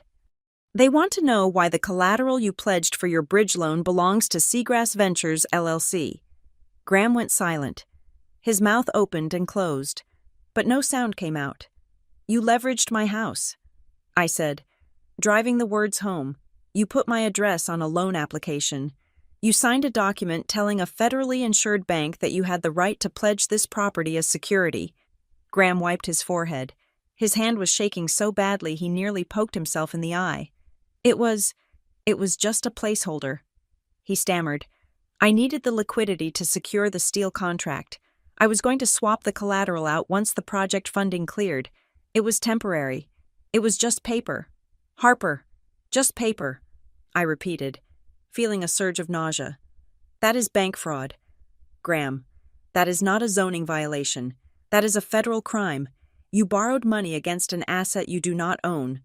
Logan, who had been listening from the safety of the car door, suddenly jumped in. He looked frantic, his eyes wide and wild. He saw the ship sinking, and instead of bailing water, he started drilling holes. "We had to do it," Logan shouted. "We were overextended on the reserves. Dad said it was fine because the title transfer was just a formality. We told the investors we had skin in the game." I turned to Logan. "You told the investors?" I asked. "Yes," Logan yelled, thinking he was explaining away the problem. "I sent the email myself last week. I attached the old deed and the appraisal. I told them the land was 100% family-controlled and unencumbered. That was the only way they agreed to release the initial funds." The air seemed to freeze. The inspector, who had been standing near his truck waiting for the tow dispatch, looked up from his clipboard. He had been ignoring the family squabble, but certain words have a way of piercing through the noise. Words like investors and bank and email. The inspector walked over. He did not look bored anymore. He looked like a man who was witnessing a confession. "Excuse me," the inspector said, looking directly at Logan. Logan froze. He realized too late that he was not in a private boardroom. He was standing on a public street next to a government official. "Did you just say you sent an email to investors claiming ownership of this property?" the inspector asked. Logan looked at Graham. Graham looked at the ground. Well, I sent a prospectus," Logan stuttered. "It is standard marketing material." The inspector pulled a pen from his pocket. He flipped to a new page in his notebook. "So you represented to third parties, financial institutions and private investors, that you held clear title to 1127 Seagrass Lane in order to secure funding?"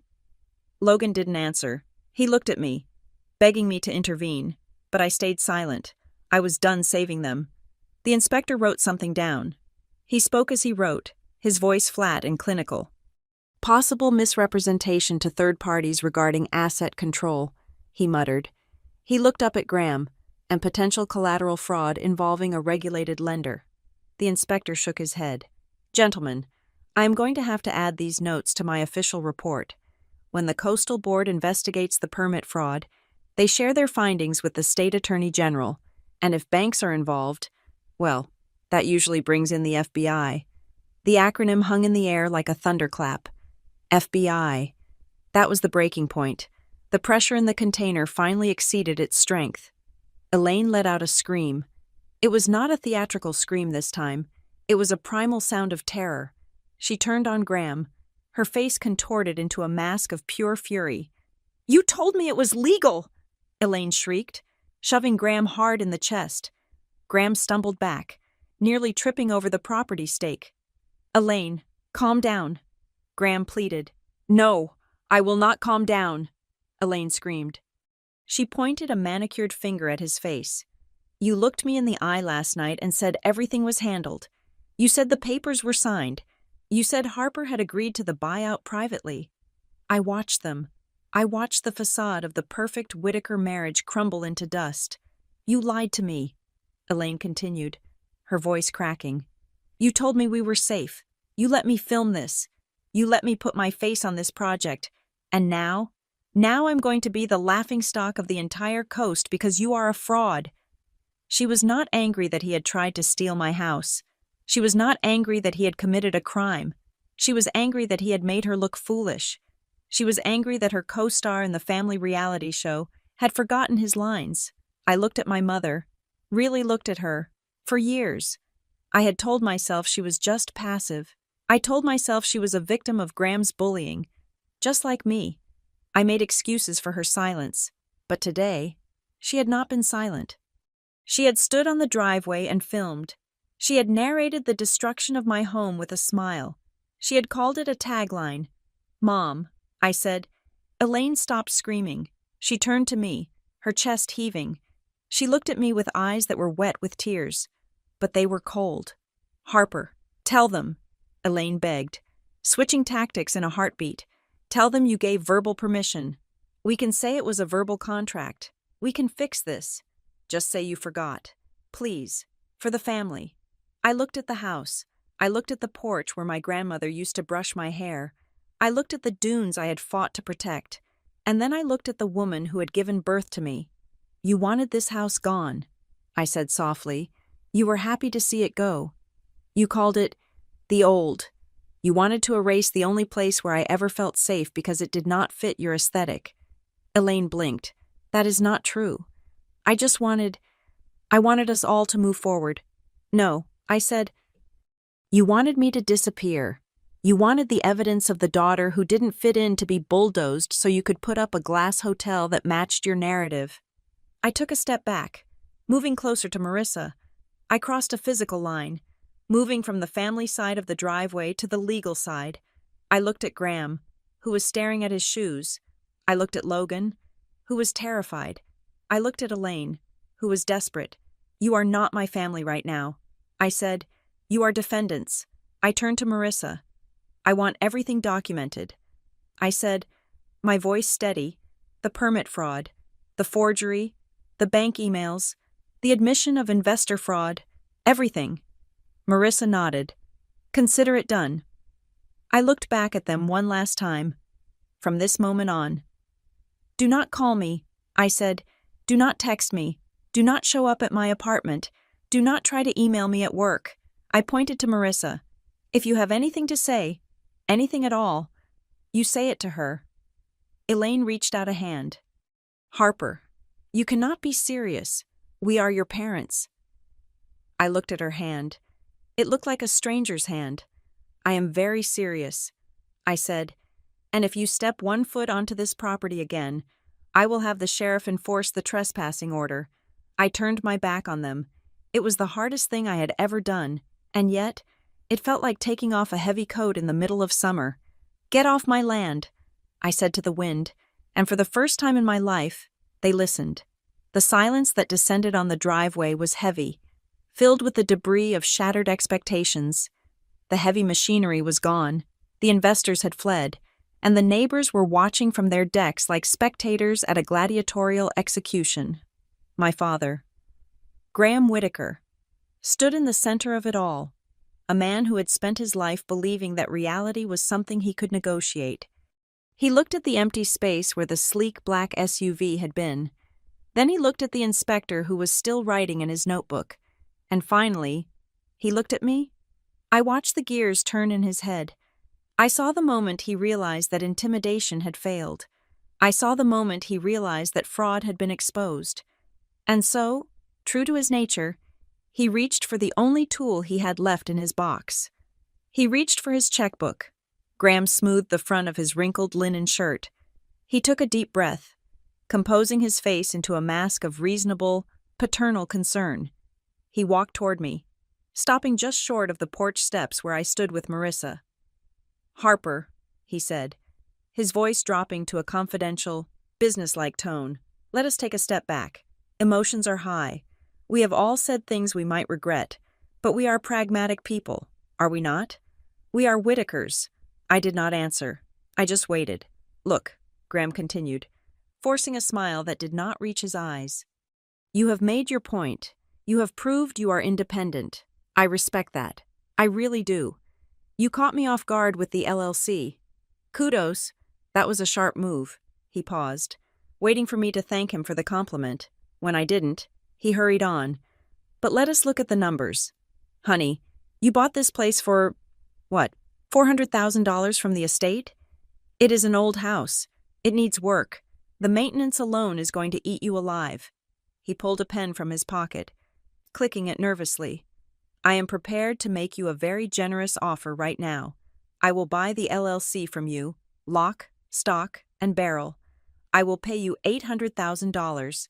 That is a 100% profit in 6 years. You can take that cash. Go back to the city, buy a penthouse, expand your consulting firm. You walk away a winner. We keep the project alive. Everyone wins. I looked at him. Even now, standing on the precipice of criminal charges, he thought he could buy his way out. He thought that if he just threw enough zeros at the problem would apologize and go away. I stepped down one stair so I was eye level with him. It is not for sale. Dad, I said. Graham blinked. Harper, be reasonable. 800,000, cash, wire transfer today. I shook my head slowly. You could offer me $8 million. I said softly. You could offer me $80 million. The answer would still be no. Graham's face reddened. Why? It is just wood and glass. It is an asset. Do not be stupid. It is not an asset. I corrected him. It is my home. It is the place where Grandma taught me how to read the tides. It is the place where I sat on the roof and watched the stars while you were inside screaming at Mom about stock prices. It is the only place in my life where I do not feel like an employee you are trying to fire.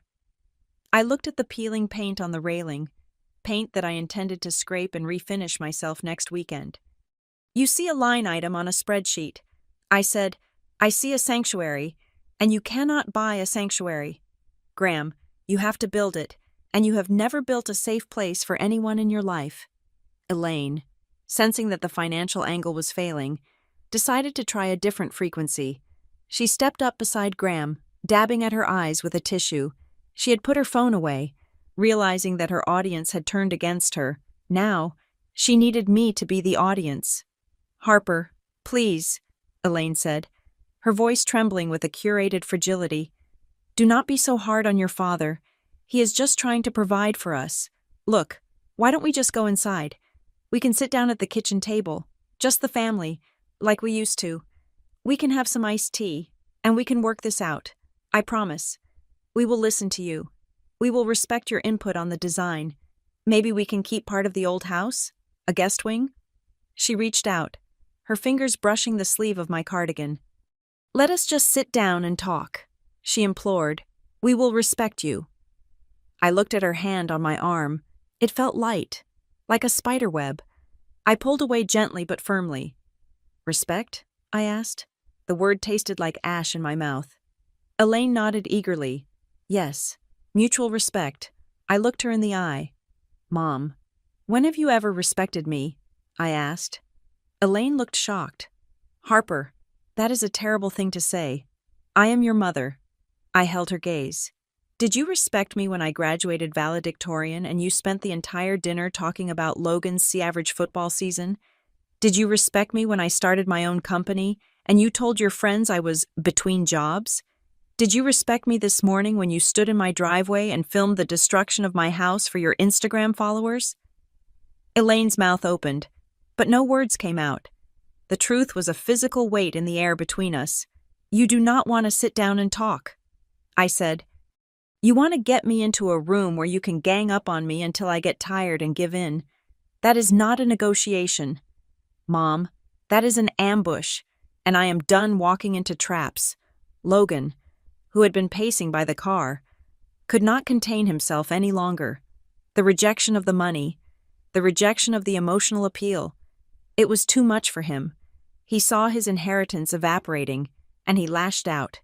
"You are so selfish," Logan shouted, storming over. He looked like a child who had been told Christmas was canceled. "You are unbelievable." "Harper," he spat, "do you have any idea what this project would have done for us? For the family legacy? We were going to be the biggest developers on the coast, and you are throwing it all away because you have some sentimental attachment to a rotting beach shack." He gestured wildly at the ocean, at the dunes, at the house.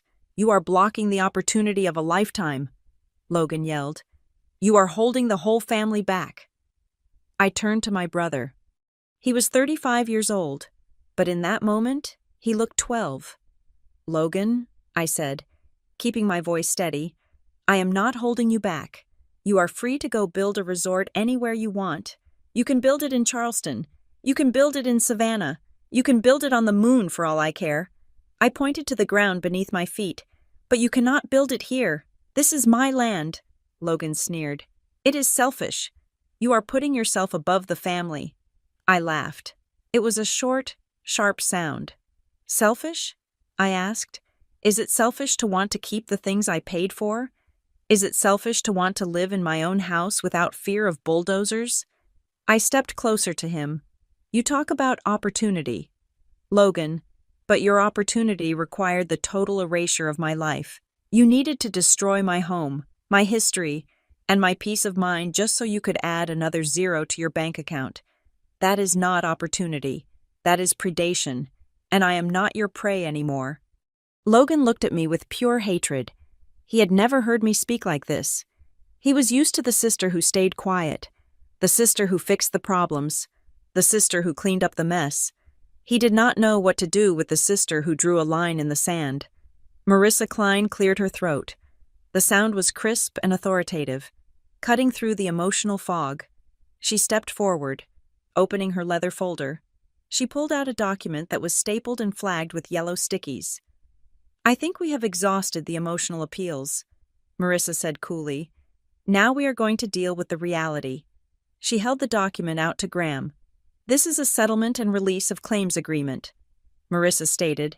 "It is also known as a no-claim agreement." Graham looked at the papers as if they were infected. "What is this?" Marissa adjusted her glasses. "It is a binding contract. Mr. Whitaker, by signing this, you acknowledge that Seagrass Ventures LLC is the sole and rightful owner of the property. You formally waive any and all claims to the title, including any adverse possession arguments or family trust fabrications." She flipped a page. "Clause 2. She continued. You agree to immediately reimburse my client for the cost of the legal defense today, as well as the fees for the surveyor I will be hiring tomorrow to re-verify the boundary lines. That amount is currently estimated at $8,500. Graham scoffed. "You want me to pay you for suing me?" "I want you to pay for the mess you created." Marissa corrected him. She flipped another page. "And clause 3, she said, her voice hardening. "This is the most important one. You, Elaine Whitaker, and Logan Whitaker agree to a permanent restrictive covenant. You are barred from entering the property at 1127 Seagrass Lane. You are barred from filing any permits regarding this address. And you are barred from contacting the owner, Harper Rivera, for any business purpose related to this asset." Graham stared at her. "This is absurd. You are asking me to sign away my rights to talk to my own daughter?" Marissa shook her head. "No, you can talk to your daughter about the weather. You can talk to her about the Red Sox. But if you mention this house, if you mention a development deal, if you mention a buyout, that constitutes a breach of contract, and the liquidated damages are set at $50,000 per occurrence." Graham looked at the document. He looked at me. "Harper, you cannot expect me to sign this right now," he said. "I need to take this to my counsel. I need to have Jerry look at it. We need to redline this. It is standard procedure." He tried to hand the papers back to Marissa. "I will take it under advisement," Graham said, trying to regain his dignity. "We will get back to you next week." Marissa did not take the papers back. She let them hang in the air between them. "Mr. Whitaker," she said, her voice dropping to a register that was almost dangerously quiet. "You do not have until next week. You do not have until tomorrow." She pointed a finger over Graham's shoulder, pointing directly at the inspector who was standing by his truck. Phone in hand. Inspector Vance is currently finishing his incident report, Marissa said. He has already flagged the file for fraud. He is deciding right now whether to submit the referral to the district attorney's office for immediate criminal prosecution regarding the forged signature and the collateral fraud with the bank. Graham froze. He did not turn around, but his shoulders stiffened. If you sign this agreement, Marissa continued, her voice relentless, my client is willing to decline pressing charges for the trespassing and the attempted destruction of property. We will consider the civil matter settled. That might persuade the inspector that this was a private dispute that has been resolved, and perhaps he will not feel the need to push the criminal referral to the top of the stack. She leaned in close. But if you leave this driveway without signing, Graham, I will personally drive to the courthouse and file a formal complaint for identity theft and fraud before the clerk leaves for lunch, and I will attach the affidavit from the bank. Graham looked at Marissa. He saw the steel in her eyes. He looked at me. He saw the wall I had built. He looked around the driveway. He saw Mrs. Higgins on her deck, still watching. He saw the inspector, tapping his foot impatiently. He saw the empty space where the investor had been. He realized then that he had no stage left. There was no audience to charm. There were no investors to dazzle. There was just the cold, hard math of the situation. If he signed, he lost the house, he lost face, and he lost the deal. If he didn't sign, he went to prison. It wasn't a moral choice. It wasn't a moment of redemption where he realized he had wronged his child. It was a calculation. It was a risk assessment. Give me the pen, Graham whispered. Marissa handed him a heavy, expensive fountain pen. He did not read the rest of the clauses. He did not ask about the fine print. He walked over to the hood of the inspector's truck, the same truck he had tried to ignore an hour ago, and laid the document down. Elaine grabbed his arm. Graham, what are you doing? Do not sign that. It is an admission of guilt. Graham shook her off roughly. It is survival. Elaine, shut up. He bent down and signed his name. It was a jagged, angry scrawl, nothing like the flourishing signature he used on his press releases. He handed the pen back to Marissa. Are we done? Graham asked, his voice hollow. Marissa checked the signature. She checked the date. She nodded. We are done, Mr. Whitaker. She tore the copy from the back and handed it to him. You have 30 days to wire the legal fees. The account details are in the appendix. Graham took the paper. He folded it and shoved it into his pocket. He did not look at me. He could not look at me. To look at me would be to acknowledge that I had beaten him, and his ego could not survive that direct contact. Come on, he muttered to Elaine and Logan. He walked to his car. He walked like an old man. Logan looked at me one last time. You are going to regret this. Harper, he said, you are going to be all alone in this big old house. I looked at him, and I felt a strange, warm peace settle over me. Better to be alone in a house I own, I said, than to be surrounded by people who want to tear it down. Logan got in the car. Elaine got in the passenger side, refusing to look out the window. Graham started the engine. They drove away. They did not honk. They did not wave. They just faded into the distance, leaving only a cloud of exhaust and the sound of the ocean reclaiming the silence. I stood there for a long time. Marissa closed her folder. The inspector finally put his clipboard away, but I just watched the road. I knew they weren't gone from my life forever. Blood is sticky, and lawsuits are messy. But the heavy machinery was gone. The threat was gone. For the first time in 38 years, the ground beneath my feet felt entirely, completely mine. 3 weeks after the bulldozers retreated from my driveway, I found myself in a room that was the exact opposite of the beach. The hearing room of the Coastal Development Board was windowless, air-conditioned to a frigid temperature, and smelled of floor wax and stale coffee. It was a place where dreams went to die, buried under mountains of triplicate forms and regulatory code. For my father, Graham Whitaker, this room was a torture chamber. For me, it was a home court. I sat on the left side of the aisle, next to Marissa Klein. We did not bring an entourage. We brought 3 banker's boxes of evidence, organized by date, subject, and severity of violation. Across the aisle, Graham sat with his lawyer, Jerry, and my brother Logan. They looked like they were attending a funeral for someone they did not particularly like. Elaine had chosen not to attend. She was reportedly recovering from exhaustion at a spa in Arizona, which I interpreted as hiding until the internet forgot about her live-stream disaster. The hearing was not a dramatic courtroom showdown. There were no gavels banging or surprise witnesses bursting through the doors. It was a slow, methodical dissection of a lie. The board consisted of 5 members, serious men and women who spent their lives protecting the coastline from people exactly like my father. The chairwoman, a stern woman named Mrs. Gable with gray hair pulled back in a tight bun, adjusted her microphone. "We are here to review case number 492, regarding the unpermitted demolition attempt and ownership misrepresentation at 1127 Seagrass Lane," she announced. Her voice was dry and devoid of patience. Graham stood up. He tried to project his usual confidence, that breezy charm that had sold 1,000 condos. "Madam Chairwoman," Graham began, buttoning his jacket, "I want to state for the record that this was all a regrettable administrative mix-up. My team was under the impression that the interfamily transfer of the deed had been finalized. We were acting in good faith to remediate a dangerous structure." Mrs. Gable did not smile. She did not even look up from the file in front of her. "Mr.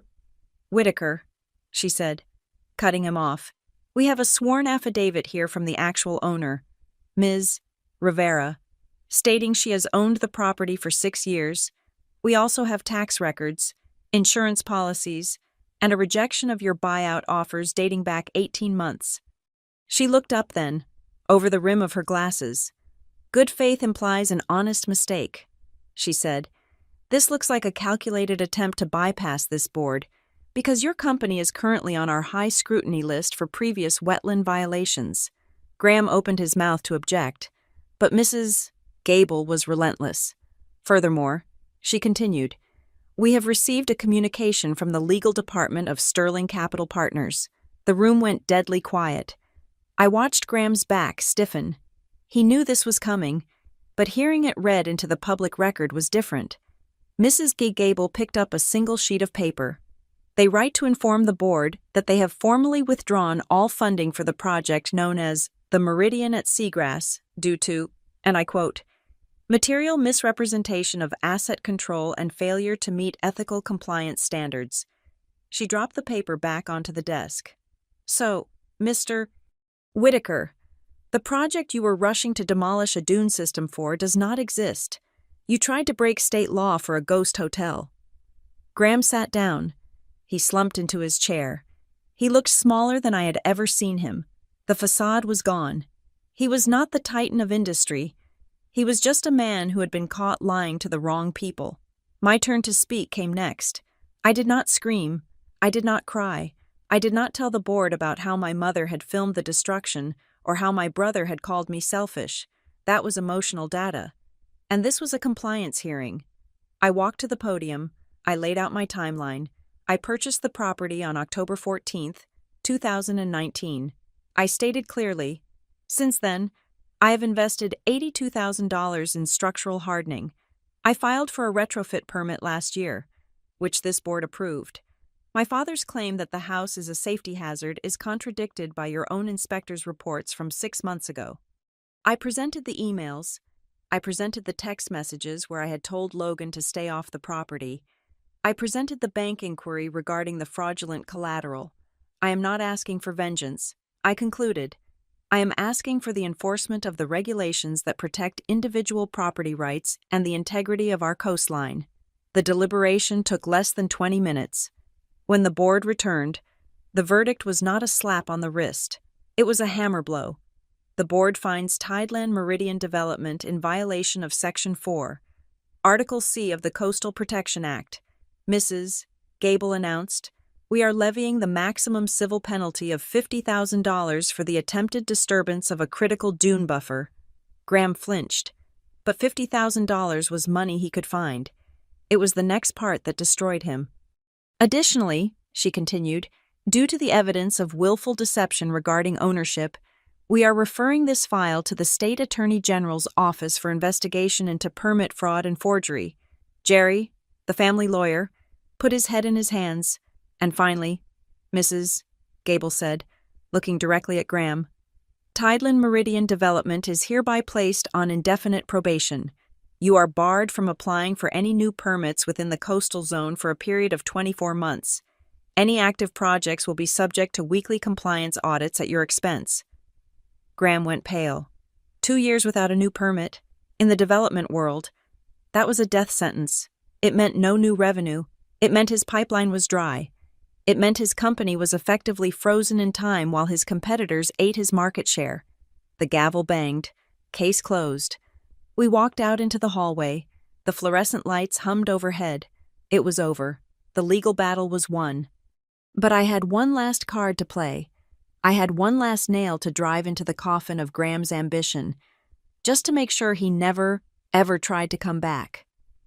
Graham was leaning against the wall near the water fountain, loosening his tie. He looked like he had aged 10 years in an hour. Logan was arguing with Jerry in the corner. I walked up to Graham. Marissa stood a few feet back. A silent sentinel. You won, Graham said, his voice raspy. Are you happy? You destroyed the company. I hope the house keeps you warm at night. Harper, because it cost us everything. I looked at him calmly. I did not destroy your company. Dad, your arrogance did. I just turned on the lights. I reached into my bag and pulled out a document. It was not a lawsuit.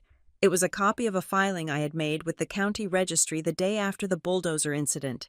I thought you should have this for your records, I said, handing it to him. Graham took it. He squinted at the title. Grant of Conservation Easement. He read. He looked up, confused. What is this? I donated the development rights of the property to the Low Country Land Trust. I explained. It is a permanent, irrevocable legal restriction. I pointed to the text. The easement stipulates that the land at 1127 Seagrass Lane can never be subdivided. It can never be developed into a multifamily unit. It can never be used for commercial purposes. It is restricted to a single-family dwelling, in perpetuity. Graham stared at the paper. His hands started to shake. You devalued the land, he whispered. You capped the value. No developer will ever touch this now. It is worthless to them. Exactly, I said. Even if I die. Graham, even if I sell it, even if you somehow manage to trick me into signing it over, you can never build your resort. You can never build a condo. You can never build anything but a simple beach house. I took a step closer. I took away the prize. Dad. It is not an asset anymore. It is just nature. And you cannot monetize nature when I have locked it up in a trust. Graham looked at me with a mixture of horror and awe. He realized then that I hadn't just beaten him in court. I had scorched the earth so he could never plant his greed there again. I had removed the temptation permanently. He dropped the paper. It fluttered to the floor. He didn't pick it up. He just turned and walked away. Down the long, sterile hallway. A man with no permits, no investors, and no future to sell. I watched him go. I felt a lightness in my chest that I had not felt since I was a child. As I turned to leave, the elevator doors opened, and to my surprise, Elaine walked out. She must have flown back early. She looked tan, rested, and completely out of place in her resort wear. She saw me and immediately put on her concerned mother face. Harper, Elaine called out, rushing over. I just heard the news from Logan. Oh, honey, this is all so terrible. 2 years probation? That is going to be so hard on your father. She reached for my hand, but I kept my arms crossed. I was thinking, Elaine said, dropping her voice to a conspiratorial whisper. Now that the resort idea is officially dead, maybe we can pivot. I was looking at Architectural Digest, and they have these wonderful renovations for historic cottages. If we work together, we could turn the beach house into a really exclusive rental property. You know, high-end weddings, corporate retreats. I could manage the bookings. We could split the revenue. I stared at her. It was almost impressive. The body was not even cold, and she was already trying to figure out how to sell tickets to the funeral. She did not see the house. She did not see me. She saw a revenue stream. I looked at my watch. It was 11:30 in the morning. I had a client call at 1. "Elaine," I said. She stopped talking, smiling hopefully. "Do not call it a pivot," I said, "and do not call me." "But Harper? We are family. We have to move past this." I looked her dead in the eye. When you can look at that house and see a home, instead of a line item or a photo opportunity, then maybe we can talk. I said, "But as long as you look at my life and see a way to upgrade yours, we have nothing to say to each other." I walked past her, towards the glass doors that led to the parking lot. The sun was shining outside, bright and blinding. I drove back to Port Mason in silence. I did not turn on the radio. I wanted to hear the wind. When I pulled into the driveway of 1127 Seagrass Lane, the stop work order was gone. The yellow tape was gone. The ruts from the excavator had been smoothed over by the wind and the rain. I walked up the stairs. I unlocked the front door. The house smelled of old wood and salt, a smell that was better than any perfume. I walked into the kitchen. I made a pot of coffee. I opened the back door to let the breeze in. I sat down at the heavy oak table where my grandmother used to roll out biscuit dough. I opened my laptop. I had a compliance audit to finish for a healthcare conglomerate in Boston. It was complex, detailed work. It required focus. It required integrity. I typed in my password. The screen came to life. I looked out the window. The dunes were there, rolling and wild, capped with sea oats that danced in the Atlantic breeze. They were safe. They were protected by a layer of legal armor that was stronger than steel. My father had brought a bulldozer to a gunfight. He had brought lies to a truth fight, and he had lost because he forgot the one rule that every good auditor knows. You can spin the story, you can hide the losses, and you can fake the signature, but eventually, the record always corrects itself. I took a sip of my coffee. It was hot, strong, and tasted like freedom. I looked at the ocean, endless and indifferent, crashing against the shore just like it had for 1,000 years. There are things in this world stronger than money, stronger than ego, and definitely stronger than a bulldozer. I thought as I opened the spreadsheet, that thing is the truth, recorded in the file, signed, sealed, and delivered, and for the first time in a long time, the file was closed. Thank you so much for listening to this story. I would love to know where you are tuning in from. So please drop a comment below and share your thoughts on Harper's victory. If you enjoyed this revenge drama, please make sure to subscribe to the channel Helena Revenge Stories, like this video, and hit that hype button to help this story reach even more people.